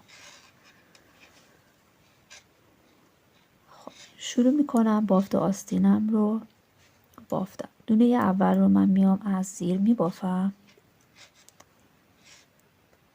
اینجا رو یکم محکم بکشید و بعد شروع میکنم به بافت این قسمت که از رو هستش. 2 تا 3 تا 4 5 6 7 8 9 10 11 12 13 14 15 16 17 18 19. قسمت مدل رو به همون شکلی که میبینم میبافم. 19 20 21 22 23 24 25 26 27 28 29 30 31 32 33 34 35 36 37 38 39 40 41 42 43 44 45 46 47 48 49 50 51 و 52. الان فقط میخوام این 52 تا دونه که برای آستین هست ببافم. این 2 تا دونه خط رگلان رو براتون توضیح دادم که یک دونش برای قسمت پشت، یک دونش برای قسمت آستین در نظر میگیرم. حالا اینو به همین صورت میبافیم. مدلمون رو بعد از هر 6 رژه یک بار تکرار میکنیم. ببینید الان 1 2 3 4 رژه بافتم. 2 رژه دیگه ببافم باید دونه ها رو جابجا بکنم و حالا من یک کم دیگه میبافم. اگر نیاز باشه ببینم گشاد باشه کم کردن داشته باشیم اون رو براتون توضیح میدم. بعدش دیگه چیز دیگه ای نمیمونه. فقط این قسمتی که من بافتم حواستون باشه 2 دفعه تکنیک رفت و برگشت رو انجام دادم. شما هم باید انجام بدید این رو و کلا 4 دفعه هستش. 2 دفعهش رو اینجا انجام میدیم، 2 دفعهش هم قسمت پایین که بعدا میخوایم ببافیم. خب الان من این قسمت رو به همین شکل میبافم و اگر دونه‌ای کم کردم براتون توضیح میدم. الان آستین رو من اینقدر بافتم که براتون الان اندازه میزنم. از این قسمت تا قسمت زیر بغل 14 سانتی متر بافتم و همینقدر کافی هستش. کلا میخوام آستینم از زیر بغل تا کشبافش رو ببافم 18 سانتی متر بشه. بعد من اصلا دونه کم نکردم دوستان، چون که این وسط بافت پیچ هست و دونه ها یکم جمع تر هستش، نیازی ندیدم که دونه کم بکنم. ولی برای قسمت مچ میخوام که کشباف رو ببافم دونه هم میخوام کم بکنم، یه چند تا دونه ای از این قسمت ها کم میکنم. به این صورت هم کشبافم رو میبافم و هم دونه رو کم میکنم. من از این سمت شروع میکنم که هم کم کردنمو شروع میکنم هم بافت کشبافم رو. اولین دونه رو در میارم، دومین دونه رو از زیر میبافم. کشبافم 1 در 1، 1 دونه از زیر، 1 دونه از رو، 1 دونه از زیر. خب 4 تا دونه که بافتم 1 دونه این قسمت کم میکنم. الان از زیر هست، 1 دونه از رو کم کردم، 2 تا یکی کردم و بعد دوباره 1 دونه از زیر، 1 دونه از رو، 1 دونه زیر، 1 دونه رو و 1 دونه دیگه دونه کم میکنم. ببینید این قسمت رو 2 تا یکی کردم، رو زیر رو زیر رو و اینجا 1 دونه هم این قسمت کم میکنم. به این صورت الان 2 تا دونه کم کردیم. خب این دونه زیر هست، رو زیر رو، 1 2 3 تا بافتم، 1 دونه از زیر و 1 دونه هم اینجا کم میکنم. پس 3 تا دونه توی این قسمت کم میکنم، 3 تا دونه باید این قسمت کم کنم، میشه 6 تا. 2 تا هم این قسمت کم میکنم. خب الان اینجا 1 دونه کم کردم، از رو هست، 1 دونه از زیر میبافم، 1 دونه از رو، 1 دونه زیر، 1 دونه رو و 1 دونه هم اینجا کم میکنم. این زیر رو زیر رو زیر، 1 دونه هم این قسمت کم میکنم.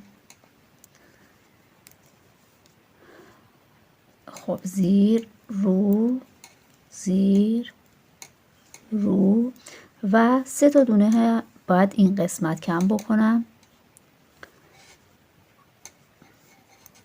حالا شمارش دونه ها هم خیلی مهم نیستش، با چشمی هم میتونید دونه ها رو کم بکنید، یعنی هر چند تا دونه که بافتید 1 دونه کم بکنید، مهم نیستش زیاد.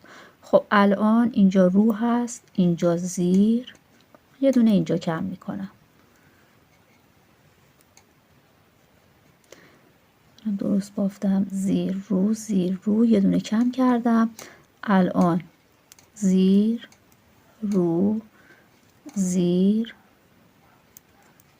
رو، 1 دونه هم اینجا کم میکنم، 2 تا زیر رو زیر رو زیر، 1 دونه هم اینجا کم میکنم. کلا 8 تا دونه کم کردم. اینجا رو زیر رو زیر و دونه آخر رو هم از رو. خب الان من دونه ها رو میشمارم، کلا 52 تا دونه داشتیم برای آستین. الان میشمارم ببینم که چند تا دونه مونده. دیگه از این به بعد کشباف هستش، یه 4 سانتی باید کشباف ببافیم. خب 2 3 4 5 6 7 8 9 10 11 12 13 14 15 16 17 18 19 20. این دوتا از رو در اومده. خب این دوتا رو میتونیم به این شکل کور میکنیم، زیاد مهم نیست.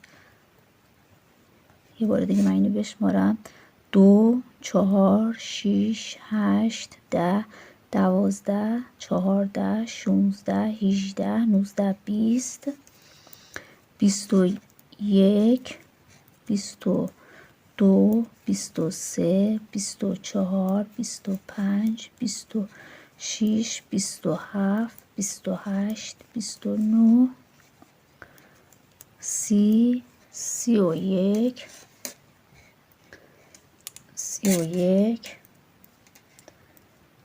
32 33 34 35 36 37 38 39 40 41 42 43 تا دونه شد که همینقدر کافی هستش.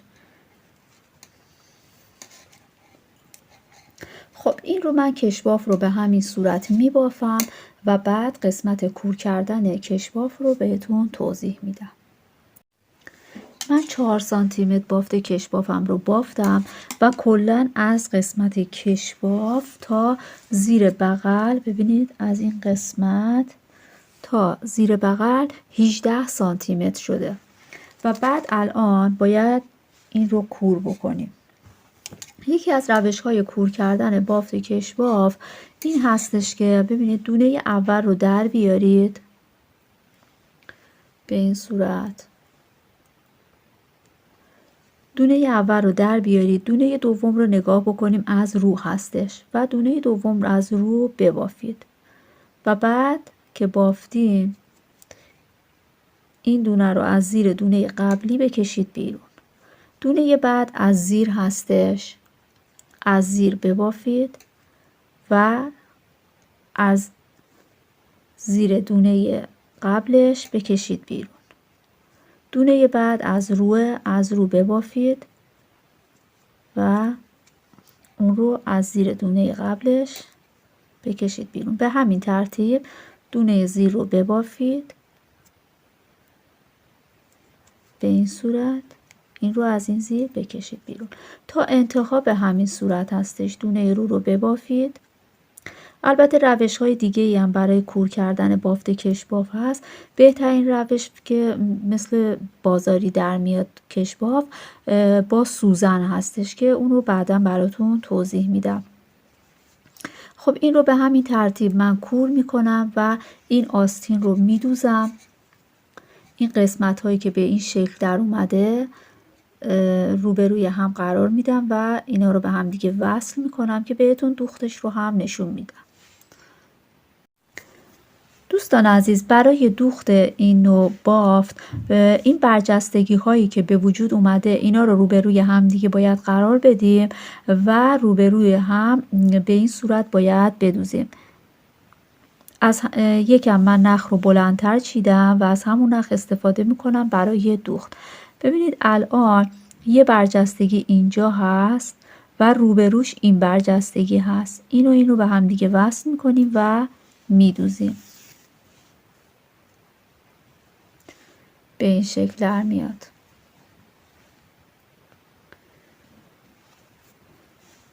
و بعد دوباره یه برجستگی اینجا و برجستگی روبروش. به این شکل که بدوزیم بافت دوخت تمیزتری رو به ما میده. خب الان اینو به هم دوختم.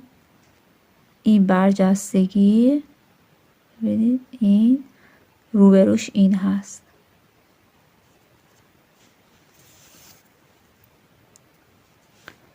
دوباره این برجستگی با برجستگی روبروش.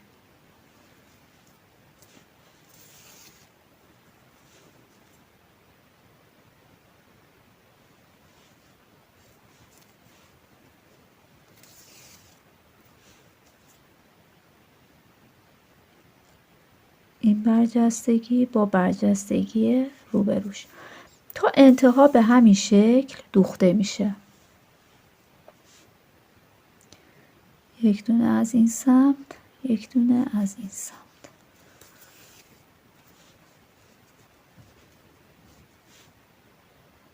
یه دونه از این سمت.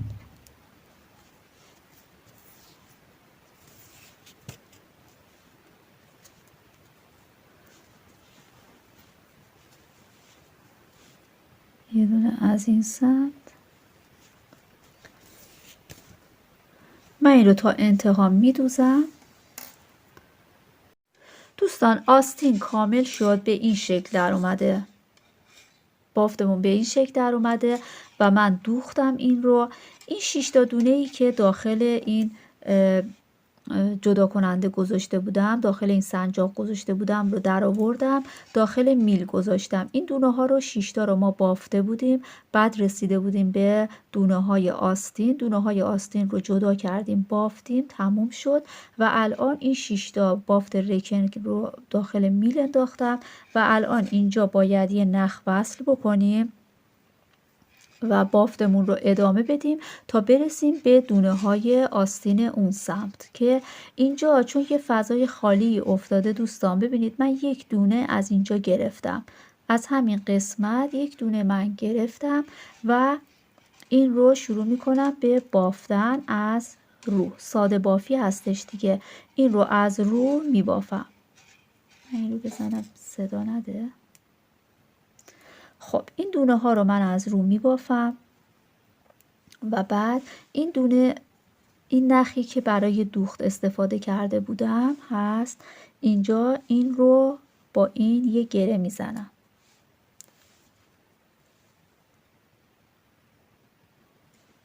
این رو 2 تا گره میزنم، سفتش میکنم.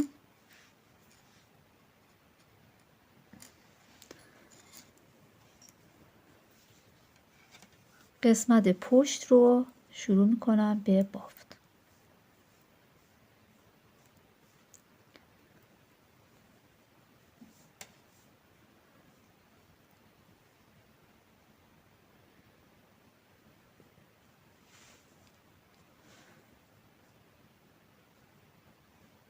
من یک بار دیگه میبافم. دونه های پشت رو میبافم.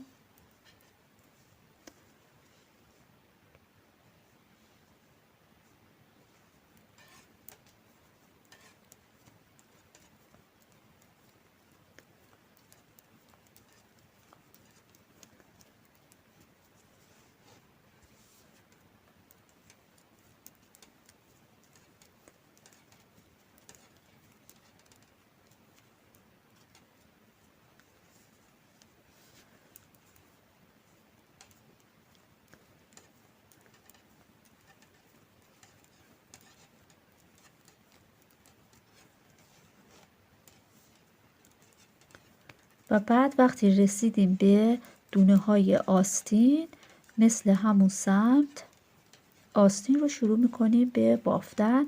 دقیقا مثل همون قسمت آستین رو میبافیم.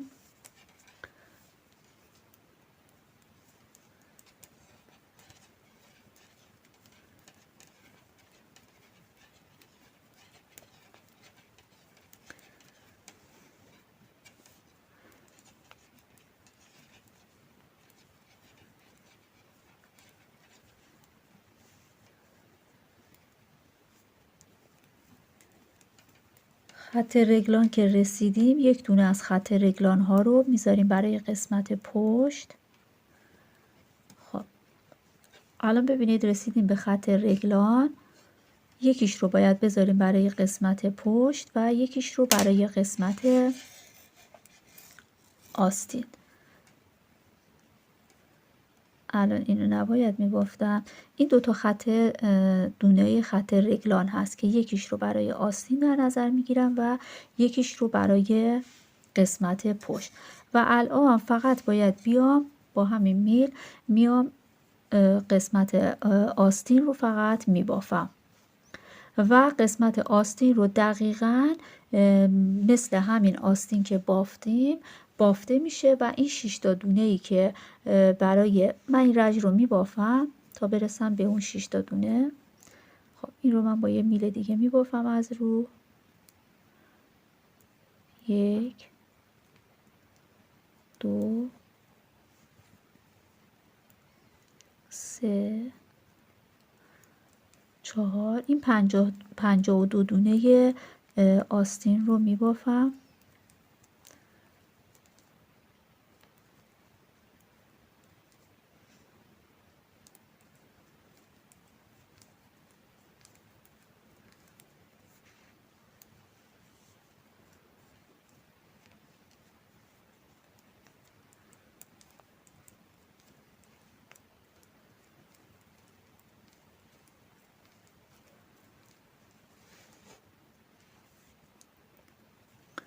قسمت مدل رسیدم.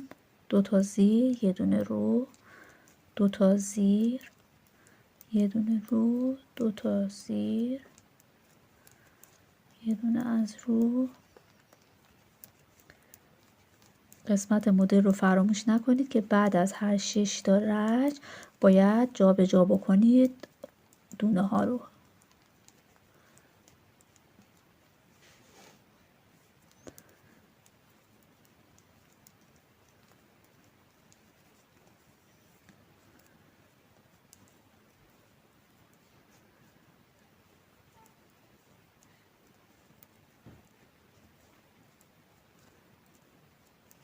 خب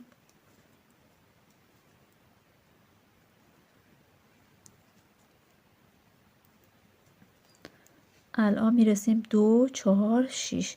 این 6 تا دونه بافت رکن رو فعلا من توی یه دونه از این سنجاقا میذارم. 1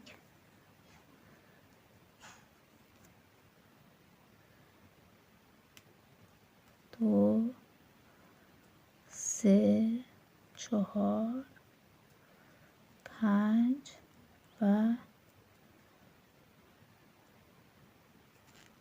6.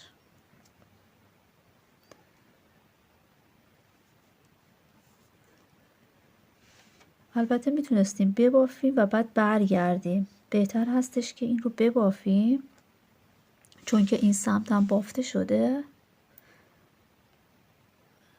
این رو بعداً میخوایم به هم دیگه وصل بکنیم براتون توضیح میدم. خب الان من آستین رو میبافم دقیقاً به اندازه همون آستین 18 سانتی متر باید بافته بشه و بعد توضیح میدم که باید چه کار بکنیم. دوستان الان هر دو تا آستین رو بافتم، به این شکل در اومده،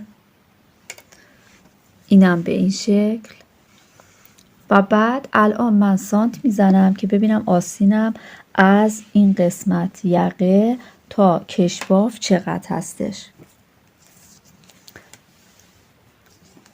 از این قسمت کشباف اندازه میگیرم.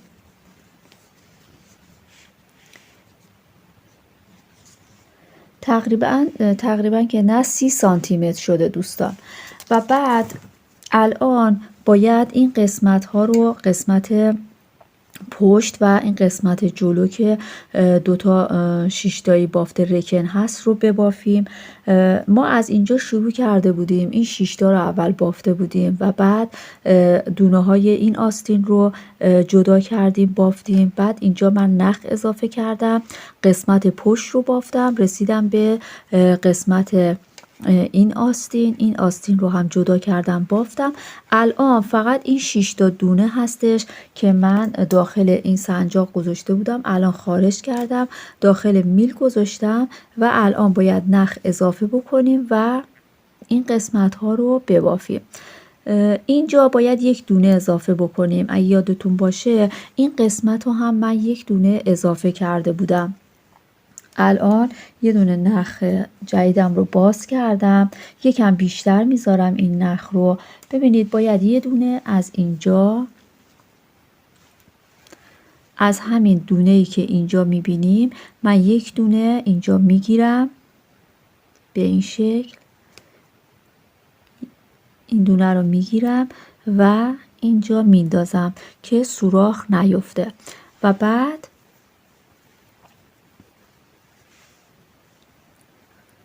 این 6 تا دونه رو که بافت رکن هست از زیر می بافم. 1 2 3 4 5 دونه آخر نبافته وارد میل می کنم و بعد این قسمت با این نخ دوختمون اینجا اینا رو یه گره میزنم و بعد با استفاده از سوزن این نخهای اضافی رو باید وارد دوخت بکنیم و مخفیش بکنیم که اینا رو انتهای کار انجام میدم. الان 2 تا گره زدم که ثابت بشه و الان اینجا شروع میکنیم بافتمون رو. دیگه اضافه کردن نداریم.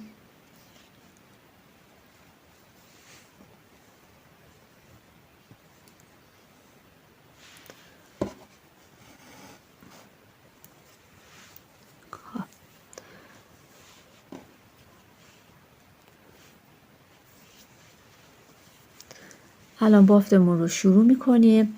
بافت این دونه ای رو که نبافته بودم این قسمت میبافم. 6 تا دونه بافت رکنم رو میبافم. 2 تا 3 تا 4 5 6. این دونه ای که اضافه کردیم هستش اون قسمت. این رو هم از زیر میبافم برای اینکه بعد اینجا اگه سوراخی هم چیزی هم افتاد میتونیم با استفاده از اون نخایی که مونده این رو بگیریم. اینجا بهتر هستش که 1 دونه اضافه بکنیم که این قسمت تنگ نشه. 1 دونه اضافه میکنم و ساده بافی هستش. از زیر میبافم.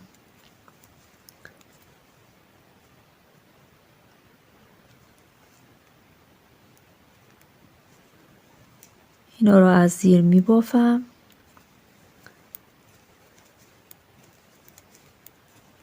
تا برسم به اون قسمت. اون قسمت هم 1 دونه به همین شکلی که اینجا اضافه کردم اون قسمت هم اضافه میکنم. یعنی 2 تا دونه الان ما اضافه کردیم برای این قسمت آستین و 2 تا هم اون قسمت که الان من 1 دونش رو اضافه میکنم میشه 2 تا دونه.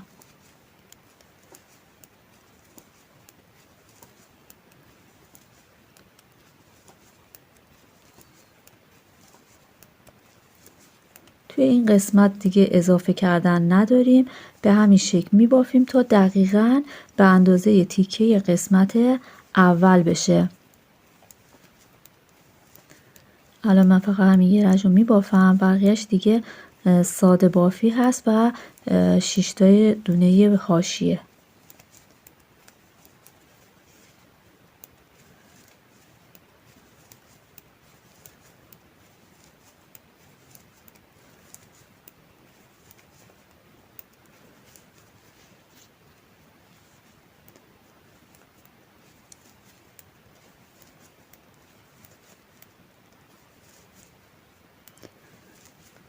الان رسیدم به اینجا. این قسمت 1 دونه این قسمت اضافه میکنم. ببینید 2 4 6 این دونه‌ای که اینجا بود اینم میبافم. این قسمت دونه اضافه میکنم. یه دونه این به همین شکل دونه اضافه میکنم و بعد اینا رو میبافم. 6 تا دونه این دونه رو بهتره که برعکسش کنید ببافید که سوراخ نیفته. دونه‌ای که اون سمتم بود همون به همین صورت ببافید که سوراخ نیفته. خب الان 6 تا دونه بافت رکنم رو هم میبافم. دونه آخر نبافته وارد میل میشه، از اون سمت بافته میشه. خب این قسمت رو باید دقیقاً ببینید الان ما این قسمت هستیم که داریم میبافیم. باید دقیقاً به اندازه همین قسمت که بافتیم ببافیم. فقط 2 بار باید تکنیک رفت و برگشت رو هم اینجا بعد از هر 9 رج 9 تا بافت رکن انجام بدیم. 2 تاشو انجام دادیم این قسمت. ببینید 2 تاشو این قسمت من انجام دادم. بعد از هر 9 تا بافت رکن و 2 تا دیگه مونده. 2 تا دیگر هم تو قسمت پایین انجام میدیم. این دیگه کاری نداره. بافت های رکن رو به صورت بافت رکن میبافیم. اضافه کردن دونه نداریم. این قسمت ساده بافی هستش و بعد 2 بار فقط با تکنیک رفت و برگشت رو انجام میدیم. من این رو میبافم و بعد وصل کردن رو براتون توضیح میدم. دوستان عزیز، الان من دکمه ها رو دوختم، چون دکمه ها رو وقتی بدوزیم بهتر میتونیم این قسمت رو روی همدیگه بذاریم و وصل بکنیم. برای اینکه این قسمت های بافت رکن این سمت و این سمت رو وصل بکنیم باید به این صورت عمل کنیم. ببینید دوستان، این 6 تا دونه این سمت رو با 6 تا دونه این قسمت رو باید به این صورت ما یکی بکنیم. خب الان من این 6 تا دونه قسمت جلوی لباس رو توی یه میله دیگه میذارم، داخل یه میله دیگه.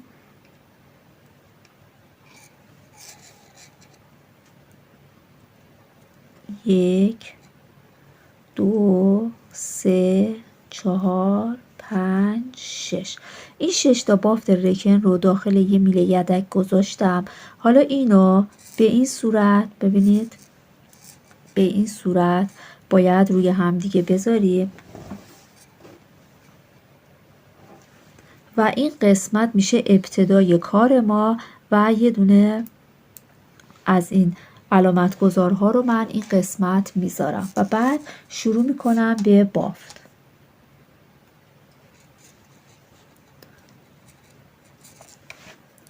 یک دونه از دونه های میل بالایی رو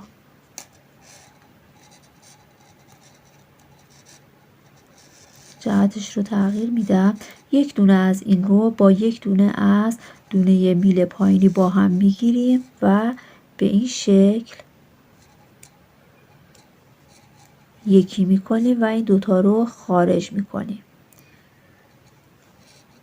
و یکم محکمش میکنیم و بعد دوباره یک دونه از این دونه رو با یک دونه از این با هم میگیرم و به این صورت خارج میکنم و اینجا هم ابتدای کار هست و علامت زدم.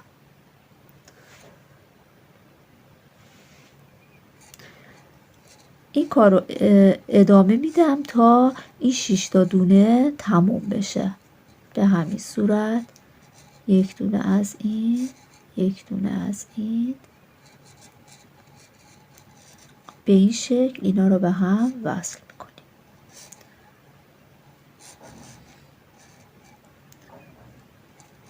یک بار دیگه من انجام بدم.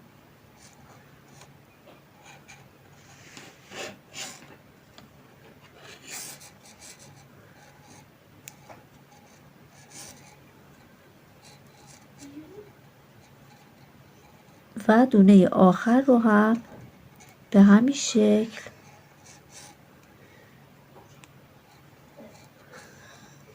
با هم. خب الان به این صورت در اومد این 6 تایی که به هم دیگه وصل کردیم و بعد ادامه کار رو از زیر میبافیم. به این صورت اینا رو من میبافم تا برسم به این قسمت بافت رکن که اونا رو با هم دیگه باید وصل کنیم.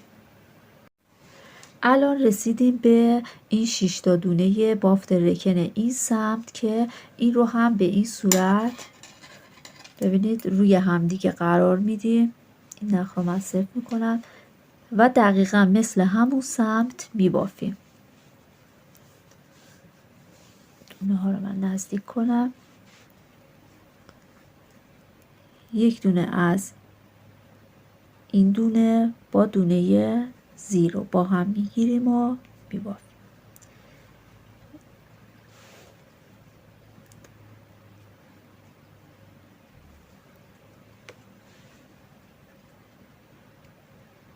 به این صورت دومین دونه رو میبافیم.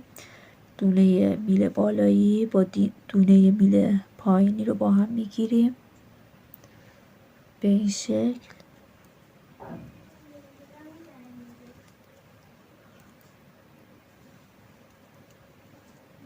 نخی هم که اینجا هستش با سوزن میبریم اون سمت و اون رو مخفی میکنیم با دوخت و دونه آخر رو هم به همین شکل یکی میکنیم. این سمت هم به این شکل در اومد. و حالا از این به بعد باید بافت ساده بافی داریم و گرد بافی هستش. توی گرد بافی بافت ساده از زیر بافته میشه و اگر دونه هاتون رو به شکلی بافتید که پیچ دار هستش، پیچ دونه رو باید باز بکنید تو گرد بافی و ببافید. خب این رو به همین صورت، رج رفت و برگشت دیگه نیست توی گرد بافی، به همین صورت میبافیم.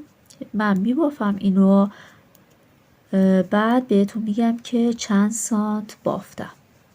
الان این ور به این شکل در اومد، ببینید بسته شد و این سمت هم به این شکل در اومده. خب از قسمتی که این رکن ها رو به هم دیگه متصل کردیم و این قسمت رو به هم متصل کردیم و گرد بافیمون رو شروع کردیم، من اینقدر ساده بافتم. از این قسمت اندازه بگیرم 8 سانتی متر ساده بافی کردم و الان باید این قسمت فاق شلوار رو درست بکنیم، فاق شلوار رو درست بکنیم و بعد پاچه های شلوار رو جدا بکنیم و تک تک ببافیم. خب اینجا الان ابتدای رج هستش. کل دونه هایی که الان روی میل دارم 126 تا دونه هستش که این 126 تا رو اگر تقسیم بر 2 بکنیم کلا 63 تا دونه این قسمت جلو هست و 63 تا دونه قسمت پشت هستش که دوباره باید این قسمت جلو رو و قسمت پشت رو هم به 2 قسمت تقسیم بکنیم که فاق شلوارمون رو مشخص بکنیم که کجا هستش.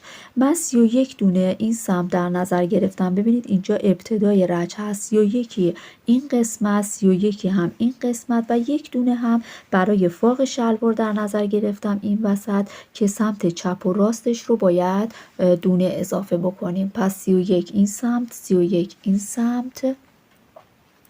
و 1 دونه وسط و قسمت پشت هم به همین شکل هستش. 31 این قسمت هست، 31 این قسمت هست و 1 دونه هم قسمت وسط. ببینید این قسمت اینجا هستش، یعنی دقیقاً نصف هستش اینجا. خب الان برای شروع بافت به این شکل عمل میکنیم. اینجا ابتدای رجمون هست، شروع میکنیم این 31 دونه رو میبافیم که ساده بافی هستش. 2 3 4 5 6 7 8 9 10 11 12 13 14 15 16 17 18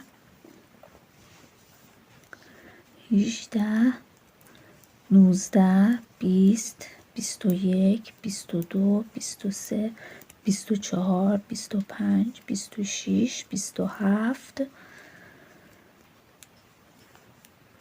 28 29 30 31. شما حالا اگر دونه های شما مثلا 1 2 تا یه وقت اشتباه کرده باشید، بیشتر اضافه کرده باشید و اینا، میتونید بذارید به این قسمت فاق شلوار مثلا 2 تا دونه باشه، اشکالی نداره.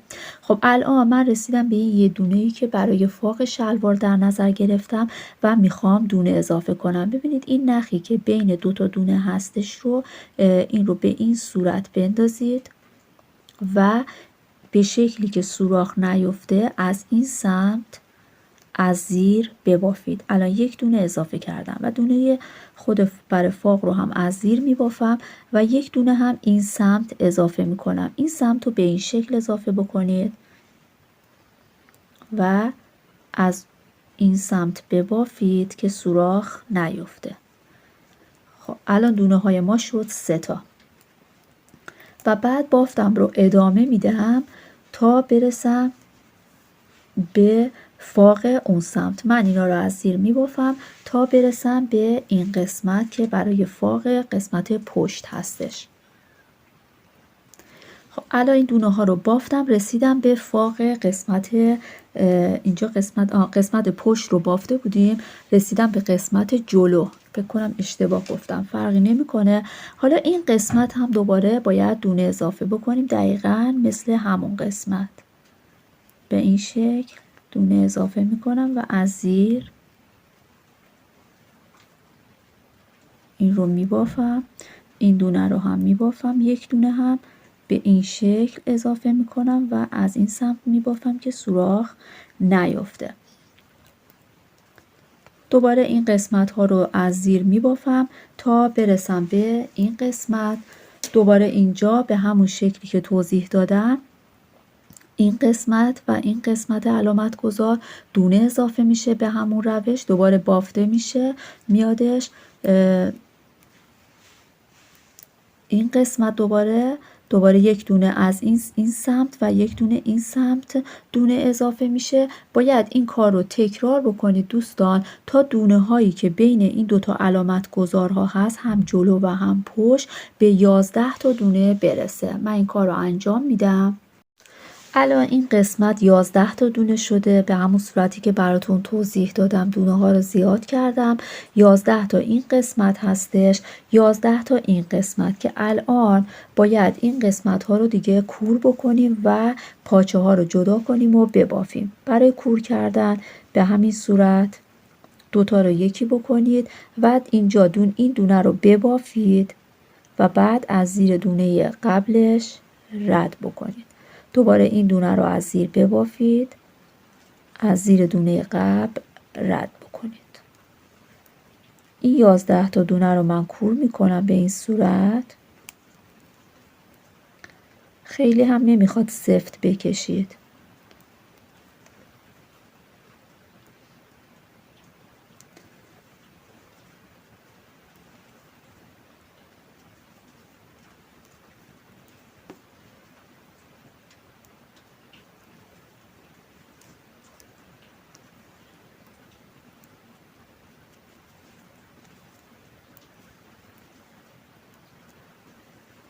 و این دونه آخر رو هم، این علامت گذار رو بر می دارم و دونه آخر رو هم با این دونه کور می کنم.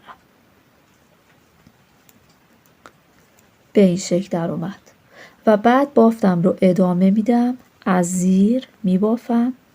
من اینا رو از زیر می بافم تا برسم به این قسمت. خب الان این قسمت رو من بافتم، رسیدم به این 11 تا دونه که 11 تا دونه رو هم دقیقاً مثل همون قسمت کور میکنیم. ابتدا این دوتا رو یکی میکنیم و بعد دونه بعد رو از زیر میبافم و بعد از زیر این دونه در میارم، این رو میبافم، از زیر این در میارم. این 11 تا دونه رو به این صورت کور میکنیم.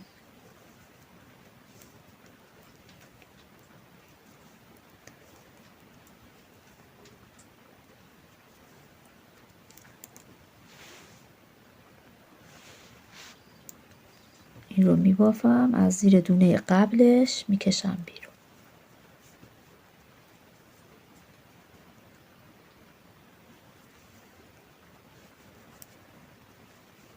این میبافم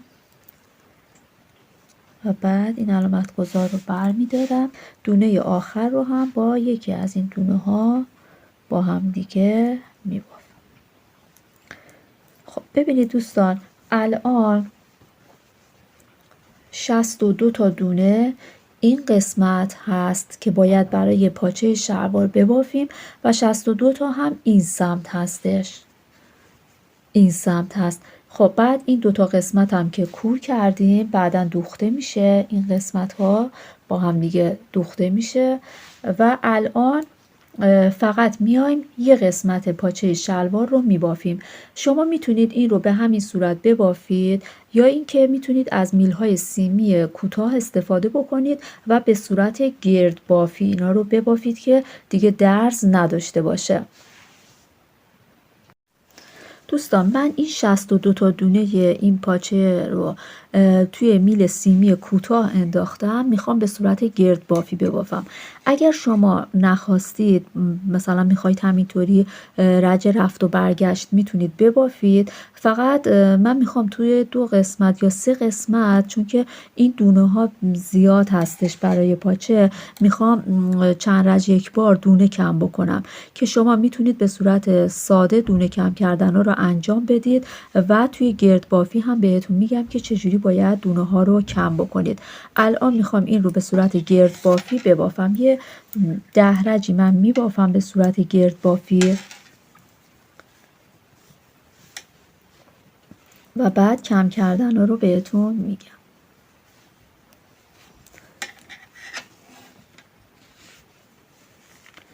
اینا رو به همین صورت ببینید به هم دیگه وصل میکنم و پیچ دونه ها رو، فقط این قسمت اول باید محکم بگیریم که اینجا سوراخ نیفته.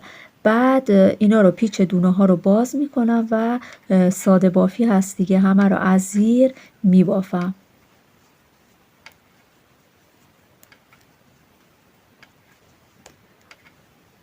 به این صورت من یه چند رجی میبافم و بهتون میگم که چند رج بافتم و سانت میزنم و بعد این قسمت رو اول من این قسمتی که به هم دیگه وصل کردیم رو یه علامت گذار میزنم. این قسمت بود دیگه، درسته؟ این قسمت رو یه علامت گذار میزنم که ابتدای رجم مشخص بشه و بعد یه چند رجی میبافم و بعد کور کردن رو بهتون توی گرد بافی میگم. دوستان عزیز، الان یکی از پاچه های شلوار رو من اینقدر بافتم که براتون الان سانت میزنم. ببینید از این قسمت تقریبا 5 سانتی متر بافتم و الان باید یک دونه از این قسمت کم بشه، یک دونه هم از این سمت کم بشه و اینجا که گیره زرد رو زدم ابتدای کارمون هست. دوستانی که این رو به صورت بافت رفت و برگشت بافتن، خیلی ساده یک دونه دوتا یکی بکنن سمت چپ و یه دونه هم سمت راست دوتا یکی بکنن، یعنی 2 تا دونه رو به این صورت کم بکنن.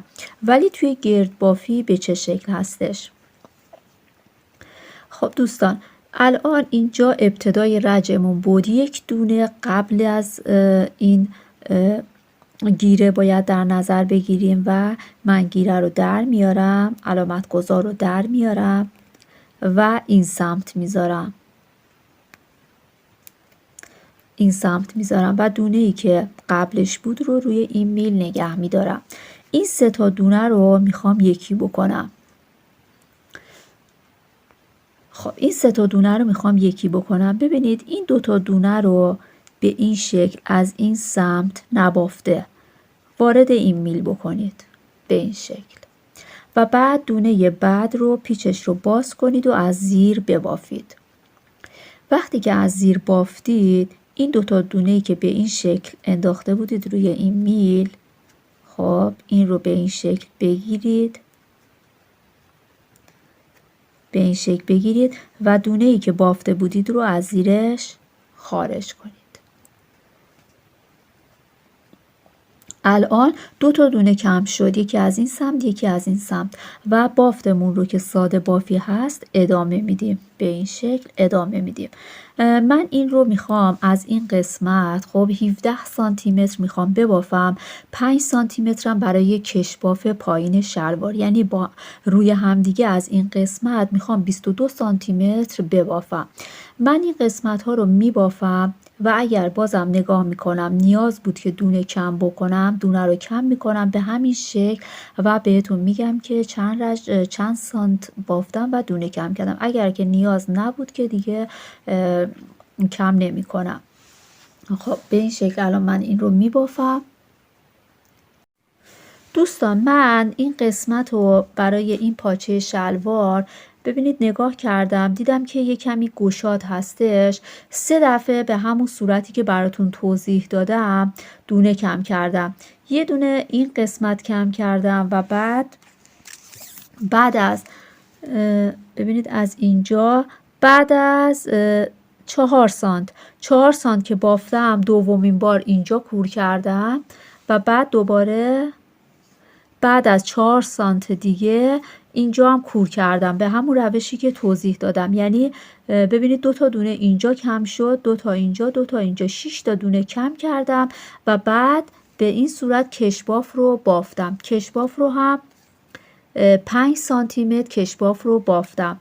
کلاً اگر بخوایم از فاق شلوار اندازه بگیرم، از این قسمت 8 که هست اندازه بگیرم تا اینجا 22 سانتی متر شده. من گفته بودم که از این قسمت تا اینجا 22 باشه، ولی ببینید از این قسمتی که بافتم تا اینجا 15 سانتی متر هستش و کشبافم 5 سانتی متر میشه 20 سانتی متر. ولی اگر از فاق شلوار بخوایم اندازه بگیریم 22 سانتی متر شده.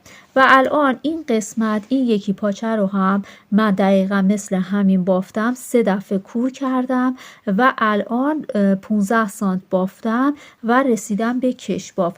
برای کشباف میخوام 8 تا دونه این قسمت کم بکنم و بعد کشباف رو ببافم که دونه ها پایین شلوار به این صورت کم بشه و جمع وایسه. شما اگر خواستید میتونید کشبافتون رو 2 برابر ببافید که بشه تا کردش. خب الان اینجا ابتدای رج هست و کشبافم رو میخوام ببافم دقیقا مثل آستین که دونه کم کردیم و کشباف رو بافتیم.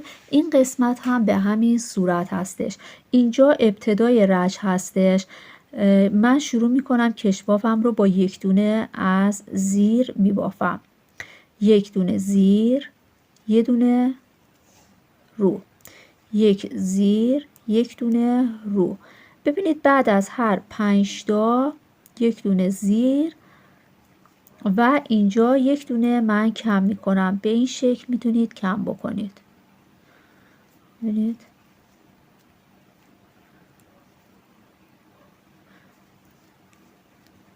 الان 1 دونه کم کردم. الان ببینید اینو باید از رو کم میکردم چون که اینجا زیر هستش. ببینید زیر، رو، زیر، این رو از رو باید کم بکنیم. کشبافمون رو هم دقیقا همینجا باید بزنیم. خب این زیر، رو و بعد دوباره زیر، رو، زیر، رو. دیگه چشمی هم میتونید مثلا دونه ها رو کم بکنید. بعد از 5 تا 6 تا که بافتید 1 دونه کم بکنید و کشباف رو هم ببافید. الان مثلا اینجا دوباره میخوام 1 دونه کم بکنم. اینجا از زیر هستش. به این صورت از زیر این رو کم میکنم. خب رو، زیر، رو، زیر، رو، زیر و بعد 1 دونه دیگه اینجا دونه زیر هستش، از رو کم میکنم. به همین صورت بعد از هر چند تا دونه 1 دونه کم میکنم. 8 تا دونه اینجا کم بشه کافی هستش و من الان این رو میبافم و بعد این قسمت رو باید بدوزیم. خب دوستان من قسمت پایین لباس کشباف رو هم بافتم و اون رو دقیقا مثل آستین که براتون توضیح دادم چطور باید کور بکنید کورش کردم و قسمت این وسط رو هم از اون سمت دونه هایی که روبروی هم بود رو خیلی ساده این رو دوختم که دیگه ساده هستش، توضیحش رو در ویدیو نذاشتم و الان اندازه ها رو بهتون میگم. خب ببینید از کل قد لباس رو اول اندازه گیری میکنم براتون. اگر از این قسمت، از قسمتی که برای سرشونه هست اندازه گیری میکنم، از این قسمت 53 سانتی متر شده. 53 سانتی متر شده و از این قسمتی که این دونه ها رو به هم دیگه وصل کردیم، لباس رو به هم وصل کردیم رو براتون اندازه میزنم. از این قسمت تا اینجا 29 سانتی متر هستش. 29 سانتی متر شده و از قسمت فاق شلوار از اینجا تا کشباف تا انتهای کشباف 22 سانتی متر هست. از قسمت یقه تا فاق شلوار رو اندازه میزنم براتون. از اینجا تا فاق شلوار 33 سانتی متر هست.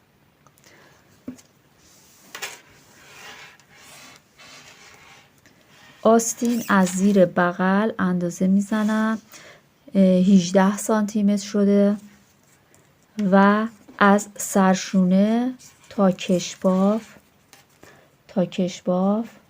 از سرشونه تا کشباف 30 سانتی متر شده و چیز دیگه نمیمونه. فقط این که بخواید اگر برای بچه بزرگتر و کوچکتر ببافید به چه شکل هستش، که البته این که مثلا بهتون بگم چند تا دونه باید سر بندازید کار سختی هستش، چون که من نمیدونم شما مثلا با چه کلافی میخواید ببافید، با چه میلی ببافید، ولی مثلا طبق همون میل و کلافی که خودم استفاده کردم به این صورت اندازه ها رو بهتون میگم، که البته برای 6 تا 9 ماه من اندازه ها رو نوشتم. ببینید برای 6 تا 9 ماه این قسمت که 30 سانت هست، آستین از اینجا تا این قسمت که 30 سانت هست، شما اگر بخواید برای 6 ماه تا 9 ماه ببافید 25 سانتی متر این قسمت رو ببافید. بعد از زیر بغل تا کشباف 14 سانتی متر ببافید و قد لباس رو هم 50 49 50 سانتی متر ببافید و از قسمت فاق شلوار تا کشباف 17 سانتی متر ببافید و از زیر بغل تا این کشباف رو هم 38 سانتی متر ببافید.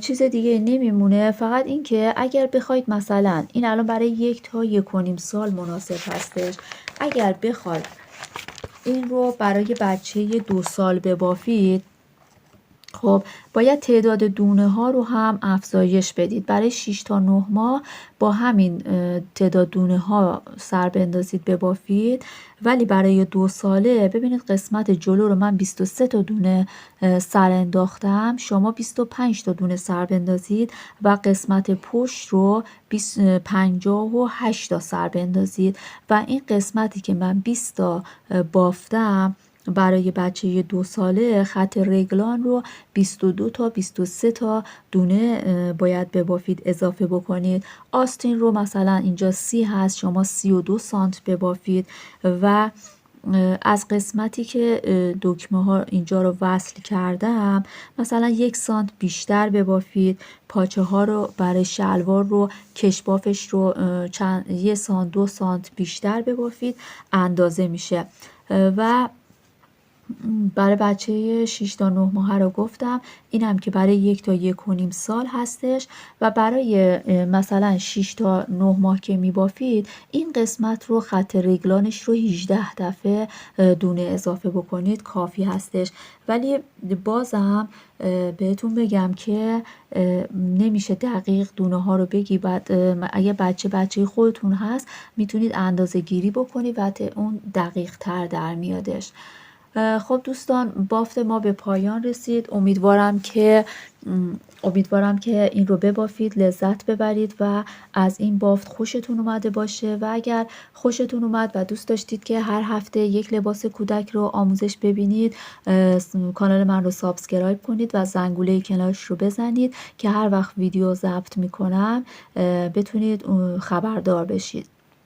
اگر نظری داشتید، سوالی داشتید، برام توی قسمت کامنت ها بنویسید و من 100% جواب سوالاتتون رو میدم و امیدوارم که در کنار خانواده همیشه شاد و سلامت باشید و روزهای خوبی رو در پیش رو داشته باشید. دوستان تا هفته بعد که لباس دیگه ای رو براتون آماده میکنم همتون رو به خدا میسپارم. امیدوارم که شاد و سلامت باشید. خدا نگهدار.